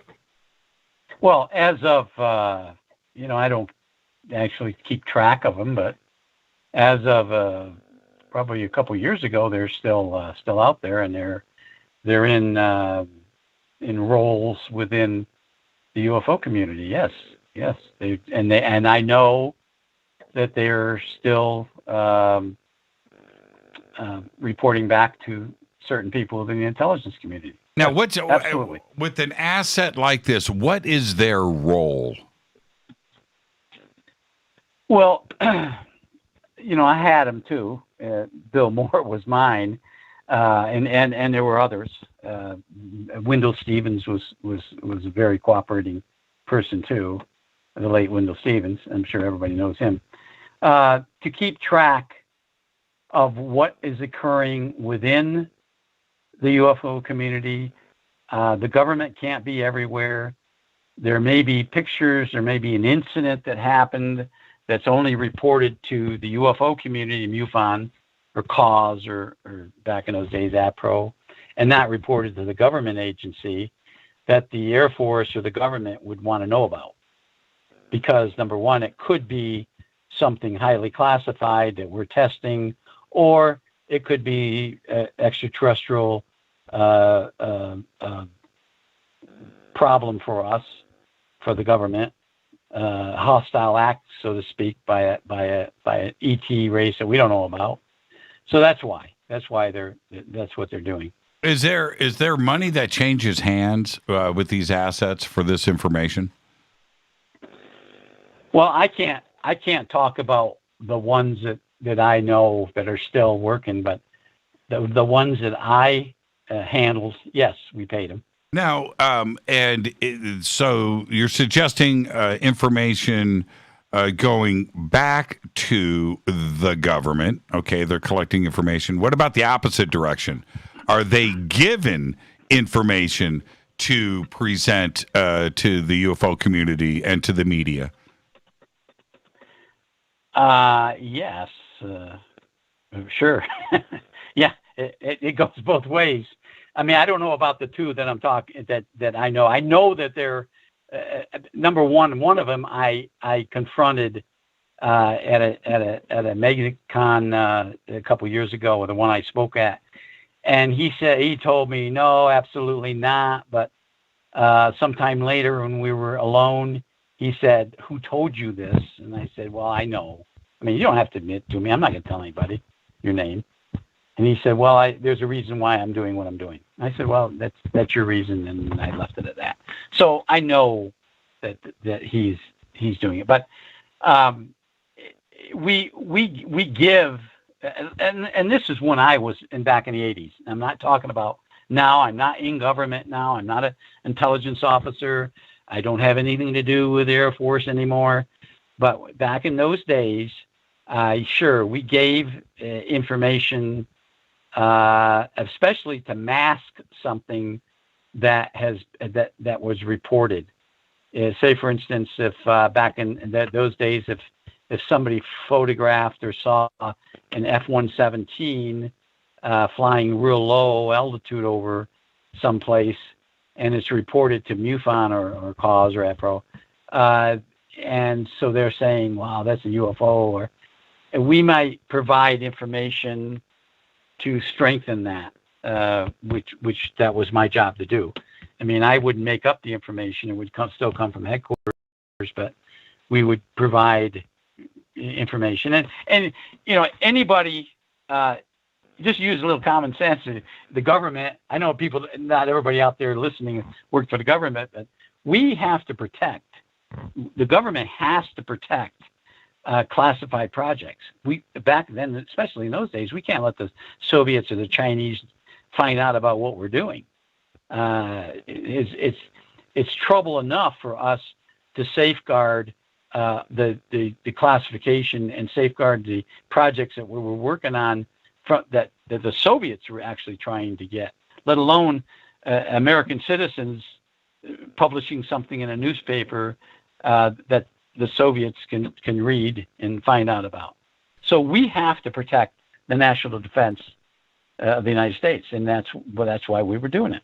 Now, going back, speaking about assets, you know, Bill Moore and Jamie Chanderay, and of course Stanton Friedman, and the set of MJ-12 documents that absolutely astounded the entire planet. Did you provide those documents to Bill Moore? No, absolutely not. Where did those documents come from? Not. Where did they come from? I think they came from the government, but you know, I wasn't the only person in the world doing what I was doing. There were 122 AFOSI special agents around the United States and some locations overseas that was doing the exact same thing that I was doing. So I wasn't the only one doing this. So there were a lot of other agents doing what I was doing. So other agents could have been involved. I think the government was satisfied in when I think at some point when they investigated me and some others for leaking these things supposedly, and I would clear it because I didn't have anything to do with it. I didn't know about these things until Bill Moore showed them to me, and that was almost 15 months later after they'd been out. Did Bill tell Because you? Did Bill disclose to you then that the MJ12 documents were, provided to him from somebody else? From the government? No. He told me that they came from Jamie. Jamie got them. And so when I looked at them, I knew that a lot, I didn't know everything in those documents, but I knew a great deal that was in those documents were true. I mean, they're factual. The information is real. But the documents themselves were fake. Those were exactly. I immediately told. I mean, I'd worked with classified documents. I did reports where I had to classify them. There's set procedures. Back in those days, it was DOD Regulation 5200. That tells you exactly how you classify things. And I went to class after class on that. So when I looked at those things, I said, you know what, Bill, this information, I mean, some of it I knew. As I said earlier, I knew were classified, but some of it I never read or didn't know anything about. I said, but these documents are a fake because you don't classify this way, and the downgrading instructions is in this way. You don't put the marking. I mean, I gave him all these reasons why these documents was made by somebody else. Well, then some other agents contacted Jamie because he was living in Burbank. California. Yeah, he was in Burbank. Yeah. And they interviewed him, and they got the FBI involved. I know at some point they had bugged Jamie's phone. I think they even placed a monitor in his car. And they followed him, and I didn't have anything to do with any of this. That was done by other agents in California. And he led him to a guy in just outside Barstow. I believe it was Barstow. Or was it Victorville? One of the two. Anyways, Jamie went to some place and met with somebody. And then the agent then found out who that person was and called him in and found out that person worked for the Jet Propulsion Laboratory in someplace in California. Yeah, JPL, Pasadena. Yeah, Pasadena, yeah. And so there was an investigation started on that person. And I used to know, I don't remember this person's name, but he got fired from his job. I think he was a scientist.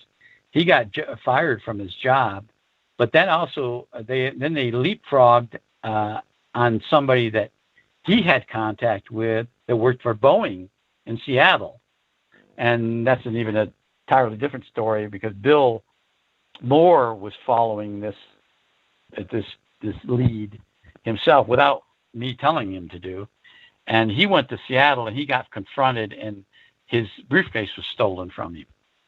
We found his briefcase, or we didn't, but the FBI found his briefcase sometime later at this other person's house that worked for Boeing aircraft in the special section, they call it, or special section, which was a classified area for Boeing. Now, so it led to a lot of other people. With all of this because of a TV producer, Jamie Chandray. I find it all very, very interesting.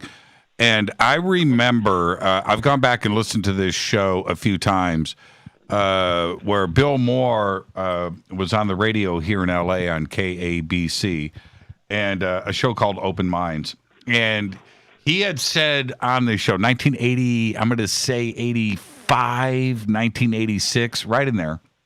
And he says, I've got, and I remember specifically, he said, I just came off this convention. I spoke last week. Next week, I'm here. And a week after that, I'm in Switzerland. I'm coming back and I'm speaking here. Then I'm off to Chicago. Right? He was like the busiest guy on the circuit. There's no doubt about that. And with everything that he was revealing. And he said in this shows with Bill Jenkins, and he says, next week, I'm going to reveal a new document that is coming into me that is going to blow the lid off of everything.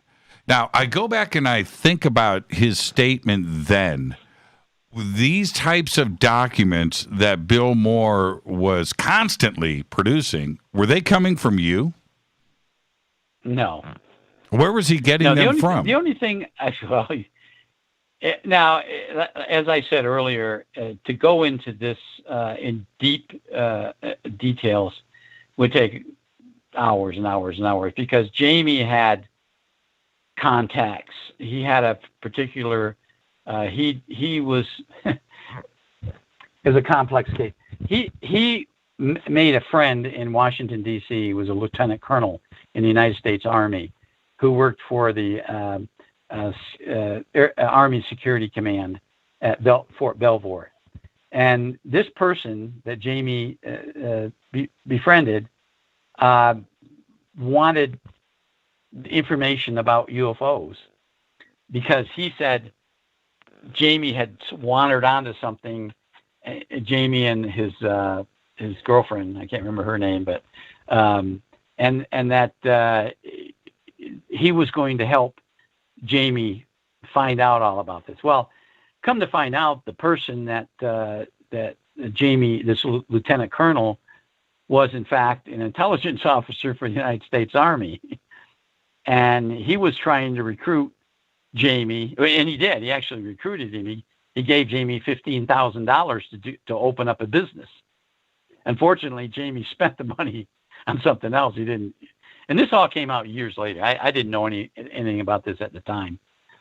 So I think the government was working Jamie in some direction. Well, I had no idea that they were working him, because everything's compartmented within the government.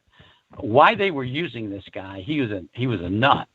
I mean, this guy was he told stories about him being abducted by U.S. Navy SEALs near Coronado Island and taken out 20 miles out in the ocean and dropped in the ocean to drown. And then they came and picked him up and they put him on a ship and they interrogated him. And I mean, things that just didn't happen. And I don't know. Jamie never drank. He wasn't a drinker, but I'm pretty sure he probably used some kind of hallucinogen. He had nice hair, though. He did. He had nice hair. Yeah, Jamie had nice hair. He used a very fine line of hair care products, no doubt. Well, the other part of this, though, is that ultimately we know how the story ends with Bill Moore in Las Vegas. Were you there at the MUFON symposium when he made the announcement? Yes, I was. And did you know that this announcement was coming? Nope. Bill told me that he was going to make a startling announcement. Now, I got to the convention late. I got there before he spoke, but and I didn't have a chance to meet with him a lot before that. There were other people there that I was meeting with. But like an hour or two before he was to go on, we sat in a table. I think we were eating lunch or something, and he said, that's what he told me, I'm going to make a startling revelation during my speech. And I didn't think much of it. You know, I thought he found something that, I said, well, we'll get together later. And he said, I don't know that you'll want to later. And that's when it perked my curiosity. Is like, what is he going to say? And then I was sitting in the back with some other people, all intelligence officers, and then we listened to him. And I mean, I have spoken to so many people that were there. I wasn't. I've read all of the accounts, but I can't imagine with all of the conferences that I host, as you know, throughout the year. If something like that was said I'm not sure how I would react or the rest of the audience, but this is part of history. This is fact. It actually went down. What went through your mind when when he got to those very famous sentences? Well, I thought, one thing I immediately worried about was his safety. I thought that somebody in the air is going to, try to beat him up or something. And that's my first thought. I thought, my God, why would he say these things? And about 90% of everything he said was factual. And there's some things he exaggerated on that he supposedly knew and did.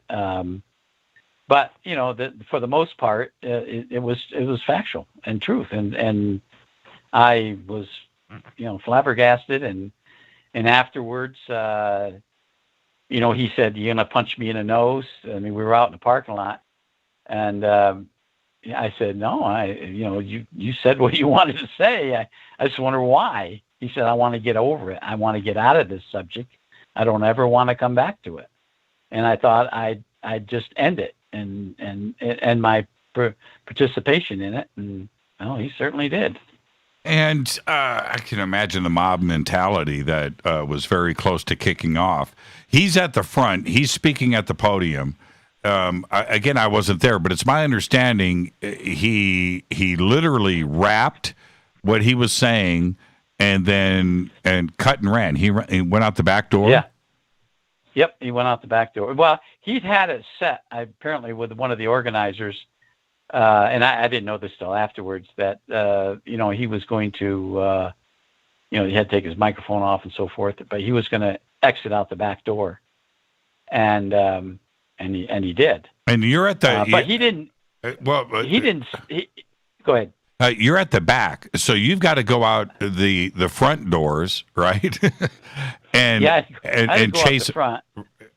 But you had to chase him down. No.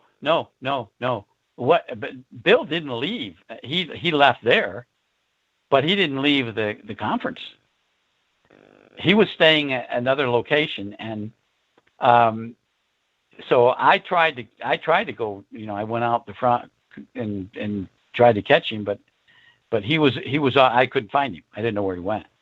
I went to his room later, at least the one that was in the hotel, but he wasn't there. And I went down and he checked out. And so, but then I caught up with him that next morning, and we talked. We actually had breakfast or late brunch, I think, and I was a little upset with him, and I said, "You know what? You did what you have to do, but that really harms friendships when you wouldn't tell me." I mean, my God, we were, and during our my career, we were close. Bill and I were very close. He was my asset, and he fully understood everything he was doing, and he did what I told him to do. We paid him, and then for him to just go out and say this without giving me some kind of heads up, and he told me, he said, if I would have told you, Rick, you probably would have talked me into not doing it. Have you? And I don't know that I would have done that. Have you been in contact with him over the years? I have. Yeah, I've met with Bill a couple times over the years. He always sends me a Christmas card, and he puts his address on there, but it's not the right one. I tried to find him once a few years ago. It was probably 4 or 5 years ago. I was out in California, and I thought he was still in Burbank, and I went down there, and the building wasn't even there now. They'd remodeled it, and nobody seemed to know who he was. And then I went down to this Thai restaurant, which is like 3 or 4 businesses down, and he always ate there, and he knew the people very well. And I went in and asked the owner if he knew where Bill lived now. He said, "No, Bill left. Bill left and moved back to Pennsylvania." Yeah, he's yeah. It's my understanding he's a janitor at a high school. Yeah, and I heard that he was a good mechanic, especially on motorcycles. He taught himself, and I understand that he's in I can't remember the name of the place in Pennsylvania, but he was in he worked at a motorcycle shop. At one point, his brother, I think, or maybe his son, owned it, and then they sold it. One of them sold it and moved to Florida, and Bill remained there, stayed there, and was working at the. That's the last I heard. I don't. You may be right about a janitor. I don't know. Yeah, that's it's also for the UFO community, especially those that are newer to what's going on, especially say the last 3 years, right, with TTSA, which we'll discuss when we come back after the break. But they don't understand the hills and valleys that the UFO community has gone through the last 50 years. There has been a lot of situations that we have gone through, recovered from, and moved on. And this event in Las Vegas was a tremendous earthquake, and there's no other way to describe it. Yes, I agree. I agree. It was a shocker to a lot of people, even within the government. I'd get calls, and why the hell did Moore do this? Why, you had a hell of an asset there. Why didn't he? I'd get ribbed all the time about it. And of course, Phil Klass had a field day with that. Many did, but the question immediately for everybody was, okay, well, if there's Bill, then who else? Who else? Yeah, and true. Yep. Let's take our. And there are. Oh yeah, go ahead, Richard. And there are at least two that I know of, and I'm sure there's many more. There's many more. I know one person who writes books all the time. Used to be. I think he just, hadn't written a book in a while. He wrote one book about Roswell, and he was a government asset, and he wrote in the book what the government wanted him to. Very interesting. Let's take our break right here. Our guest tonight, Richard Doty. Now we're heading into overtime. This is Fade to Black. I am your host, Jimmy Church. I want to remind everybody what's going on. Tomorrow night, Cherie and Tony Rathman are here, ghost hunting. Thursday night, Fader night, open lines all night long. This weekend, I am hosting the Conscious Life Expo. I want you to go to consciouslifeexpo.com for tickets and info. And I'll be right back after this short break. Stay with us. It's overtime with Richard Doty. Stay with us.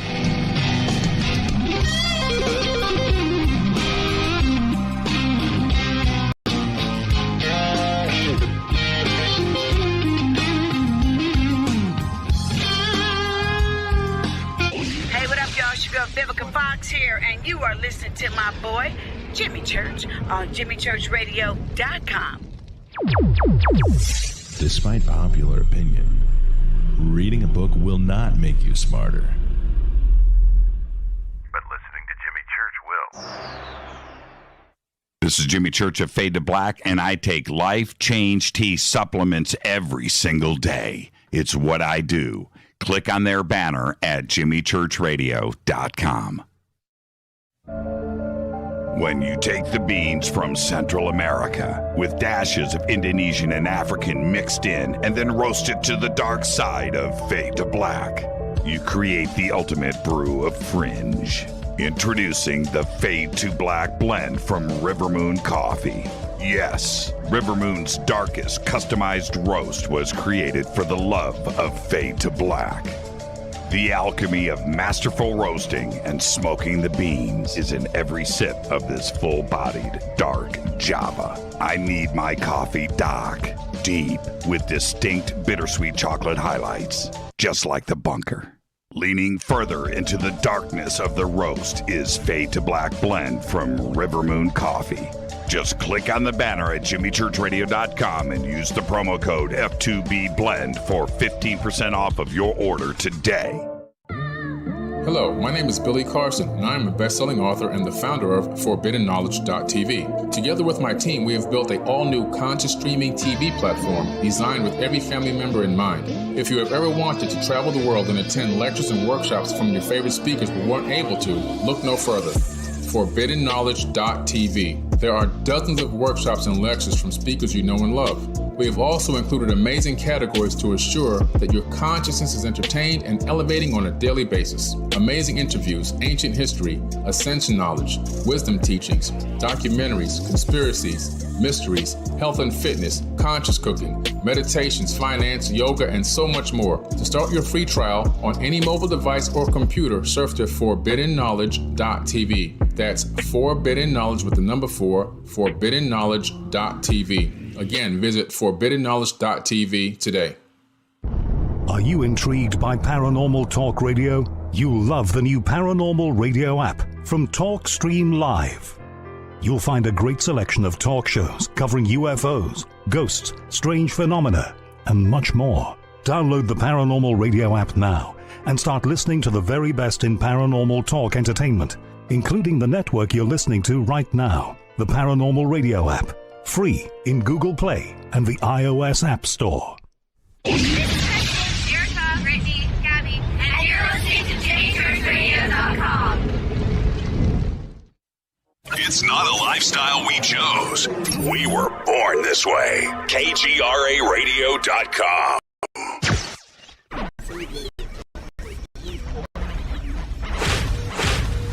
This is KJCR at JimmyChurchRadio.com.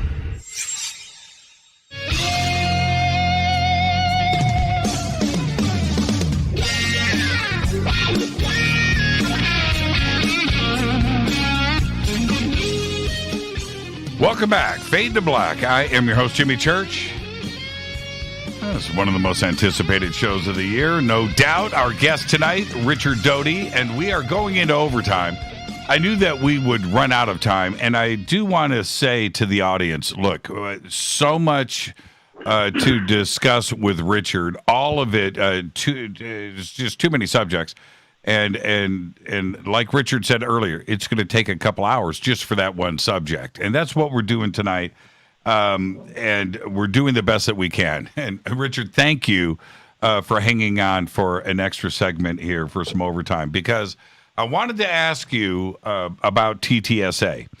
And when we're talking about government assets, we're talking about CIA and counterintelligence and DIA and all of these different agencies. When you look at the staff of TTSA, which I have done over the last 3 years, and I go down the list, and 11 of 12 principal employees at TTSA are CIA, Department of Defense, counterintelligence.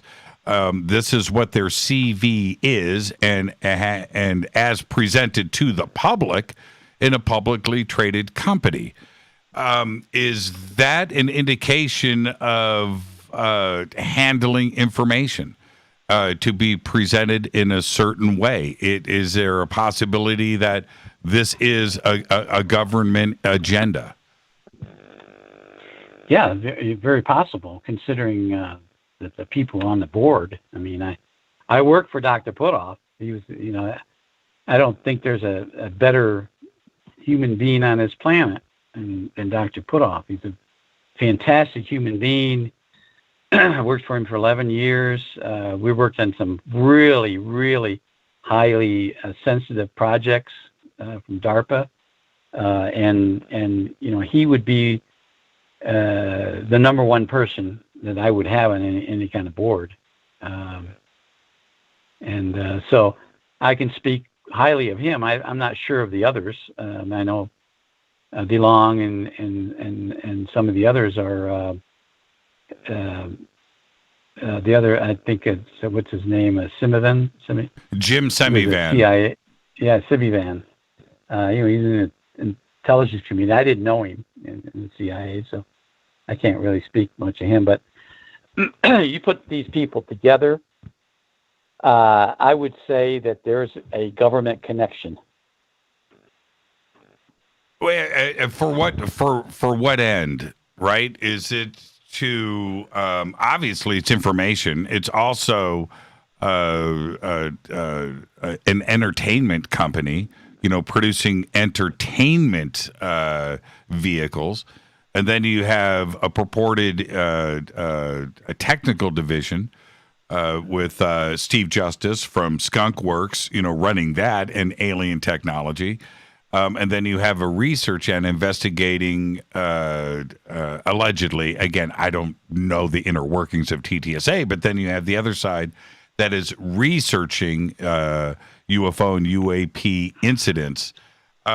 That's and if it's completely run by government, current government employees and ex-government employees, that is a message that is controlled, I would think. I agree. Yeah, I agree. You have there's so many people on that board that are highly trained technical wizards. What's his name? One of them's a I think he's a talking about nuclear, biological, chemical. Yes, specialist. You have a brain specialist. You have a brain specialist. CIA brain neuro specialist. That's a pretty interesting employee. You talking about Kit Green? No, I'm talking about somebody else. I think he's still there. But yeah, there's. I don't think Kit Green ever made it to the roster officially. Well, I think he's not officially, but he was connected in some way to it. No. So yeah, I don't know. I don't. I've spoken with some of them, some of the people I know, Kit and Dr. Putoff. I'm very good friends with him, and they don't say a whole lot. and I think there's a real sensitive area that they don't want to discuss. I think they advertise, science, technology, and things, but I don't know that I think there's some other entity within that TTSA that's doing things that is not reported. I mean, that's my own opinion. I don't know that for a fact. Now, how do we couple that with the media, the way that things have been handled lately, not only through, say, Tucker Carlson, of course, over at Fox, but the rest of the media that has been covering this over the last 3 years, and then, ATIP and that program that Lou Elizondo ran, allegedly. We don't know any of that officially, but now going all the way to the Senate and the UAP task force. Is this something that is genuine? Do you think that the Senate is really concerned about this? Is this something that's just going to go away and we're not going to hear any more about it? How do you see disclosure moving forward in 2021? I hoped that there's going to be disclosure.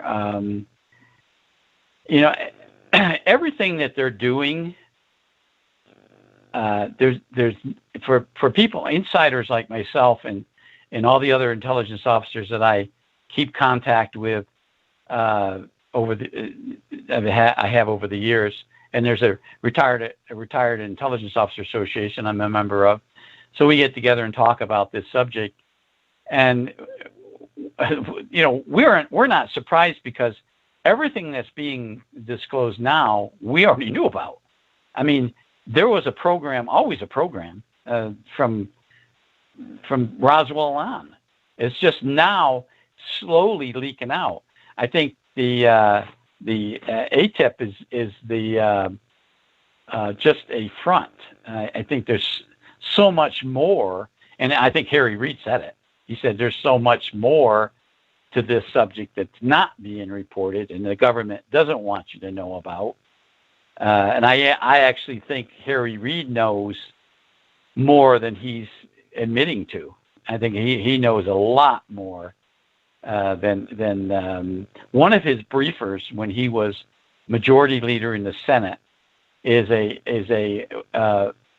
retired. Well, he's now retired. At the time, he was an intelligence officer for DIA, and he was he was loaned to the Harry Reid staff, and he's a member of the Retired Intelligence Officer Association and a friend of mine. And he tells me this guy had a high-level cosmic security clearance, Reid, and that he knows a hell of a lot more than he's talking about. When you go to conferences today and you look at the attendees and you're looking out in the room, are there agents there that are, posing as attendees, right? They got a little badge and things, but you recognize them and you know them as government agents, AFOSI or another agency that you've worked with in the past? Oh, absolutely. Every single UFO convention or conference that I've been to, and I go to a lot of them over the years, there's intelligence officers at every single one of them. Some of them I know, or some of them I can pick out. In fact, the last one I was at, not the last one, but the MegaCon that I spoke at in 2019, George Knapp said, "Is that guy over there an intelligence officer? What about her? She's got to be an intelligence officer." I said, "Well, she's a dead giveaway because she came in here in an Air Force uniform." So I mean, why would you do that? I don't know why, but yeah, sure enough, they were. And I introduced myself, and she was very open. The other guy wasn't, and she fully admitted she works for Air Force Intelligence. She says, "I'm here just to find out what is going to be disclosed." How do you spot the Fed? How do you spot the Fed in a crowd? What are you looking for? Help me. I need to identify. I like to play that game. I'll do it at conferences. I'll say, okay, let's play Spot the Fed. Right? Let's go right now. How do you do it? They're clean cut, number one. Most of them are very, very clean cut. They have a professional appearance, and they are dressed very well. The suit or maybe a sports coat, and they're always with somebody else, and they're always together. I mean, they're doing everything together, and they stand away from everyone. They isolate themselves, and they do that because so they can observe everyone, and that's that's the advice I would give you if you're looking for one. Now there are some probably that are undercover, I mean deep cover, where you probably wouldn't be able to identify them because they might have long hair, they don't dress very well, but they are. I mean, I saw one once a few years ago. I think it was 2014, or when I think it was still at Laughlin. I think it was 2014 when I saw a guy, and I thought I recognized him, but I thought, that's not him. But one of the other ones that I was with, that I befriended while I was there, I knew him before. He said, "Hey, look over at Steve," and I said, "Is that Steve?" And then I announced his last name. Yeah. I said, "What the hell is he, undercover or what?" And he said, "Yeah. He's trying to be undercover." Why? Nobody really cares here. I mean, they know, most organizers know that the intelligence officers are going to be there. Have Fade to Black, and yes. you know the guests I've had on the show. Have I had an asset on this show and I didn't know it? I'm positive you have. I'm sure you have. I can't necessarily name the person, but I know one particular person you had some years ago. It was before I was on. Was definitely, and he was pulling your leg. I watched it later. I didn't watch it at the time he was on. But yeah, I know one, but I'm sure there were others. I often wonder, and I think about, first off, Richard, I don't trust anybody, right? I just don't, right? I don't. I'm contacted constantly and things, but I have to approach things from that angle. And if there's any counterintel or asset or anything else out there that knows me, they know how I look at things. I am not gullible. I'm just not. I don't approach things that way. But going out there and playing this game is done for a reason. And I have to ask myself that. I do it all the time. Why do it? Right? Why do it if this show is done to present information, but it's also entertainment, and we have fun, and we talk about food and movies and everything else on the show. Why come on here and do that? Is it to play me, or is it to play the audience? What's the intention? I don't know. I think ego. The guy has an ego, or the person has an ego. Are they trying to think that believe or try to satisfy their own ability to deceive, something like that. I mean, I'm not a psychologist. I'm sure a psychologist could give a better reason. But did you have Christopher Mellon on your show? No, he has agreed to come on the show. We just haven't gotten it arranged. Okay. But why would you ask? Well, that's all I'll say. Okay, yeah. Let's keep me in the legal side of things in the clear. But he's an interesting cat for me because of his family and where he stands. He doesn't need to be out here talking about UFOs, right? He's got the good life. Right, he's got exactly. He's got one of the wealthiest baking families in the world. Yep. And why would he be concerned and make himself concerned about the UFO question? So it makes me step back and go, maybe he's on point. Maybe he really wants to get to the bottom of this, right? Because he doesn't need to. Why? I mean, he doesn't need to. So I don't know. He's out of everybody that's out there right now, he's the one that I find the most interesting when it comes to the subject. I wanted to ask you this before I let you go. I almost forgot about this. I want to talk about Linda Moulton Howe for just a second. Her and I have spoken about this a few times. She was invited out to Kirtland. I believe it was by you, correct? Yes. Okay. And she was invited into a room to look at some documents. Was that, again, did you do this directly with Linda? Yeah, I did. And it was a reason, a particular reason. I was told to do it. Okay, well, that was I was contacted. That was my next question. Okay, so you think I just out of the wild blue knew this woman? I had no idea who she was, or I was informed that there was an operation going on. It was the operation was in New York City. It wasn't in New Mexico, but there was a lead that came across to my supervisor that there was this woman by the name of Linda Howe. She was as a former television reporter or newscaster or something out of Colorado.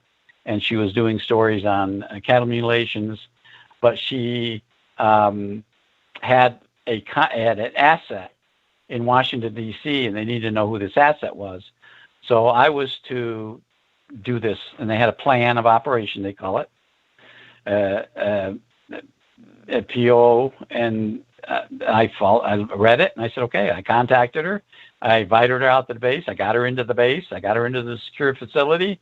And I was told that I had to show her these things. Now, one thing that a lot of people, they know now, but they didn't know at the past, everything was filmed.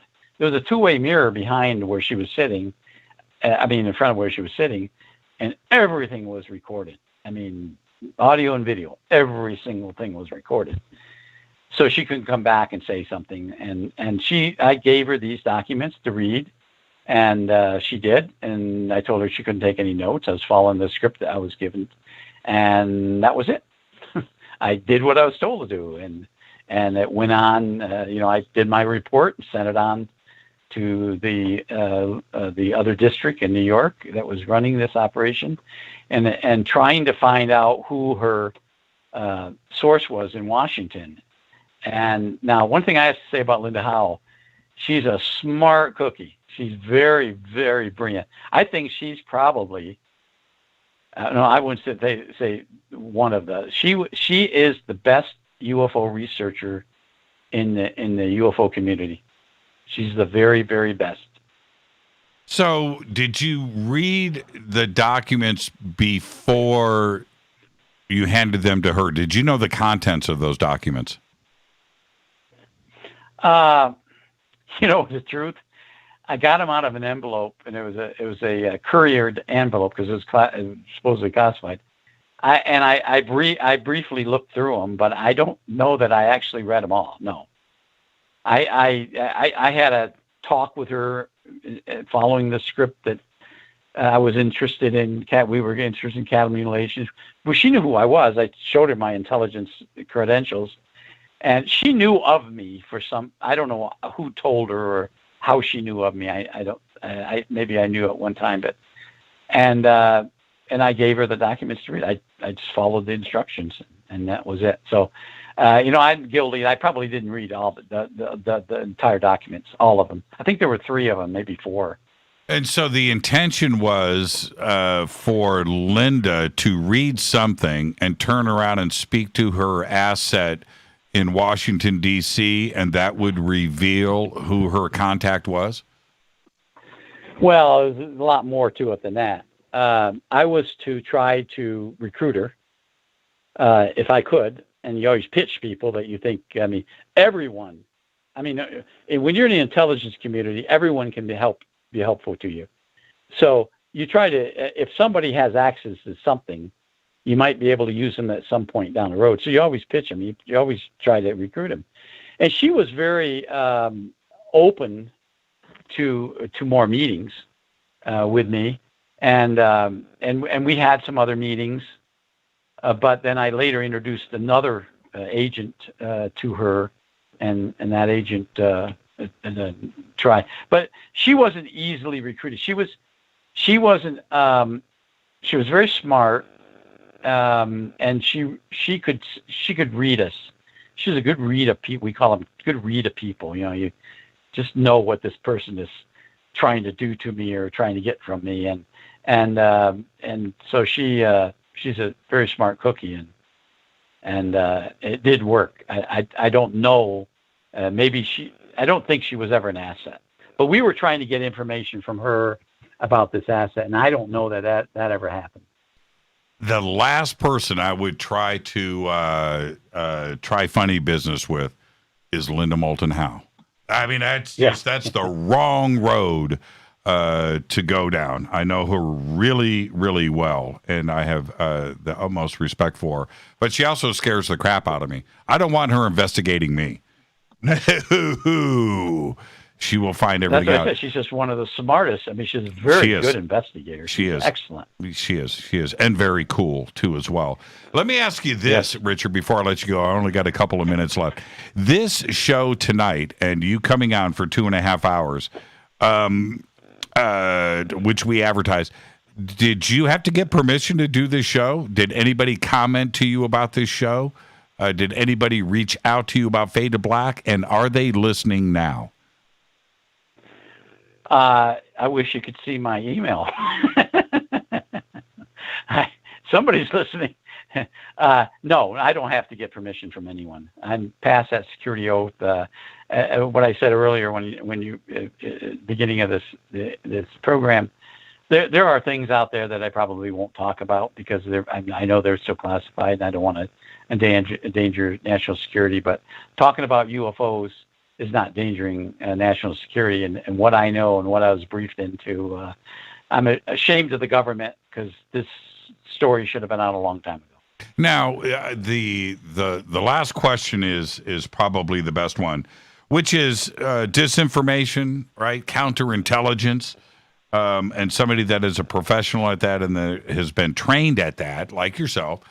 How does the audience trust you now?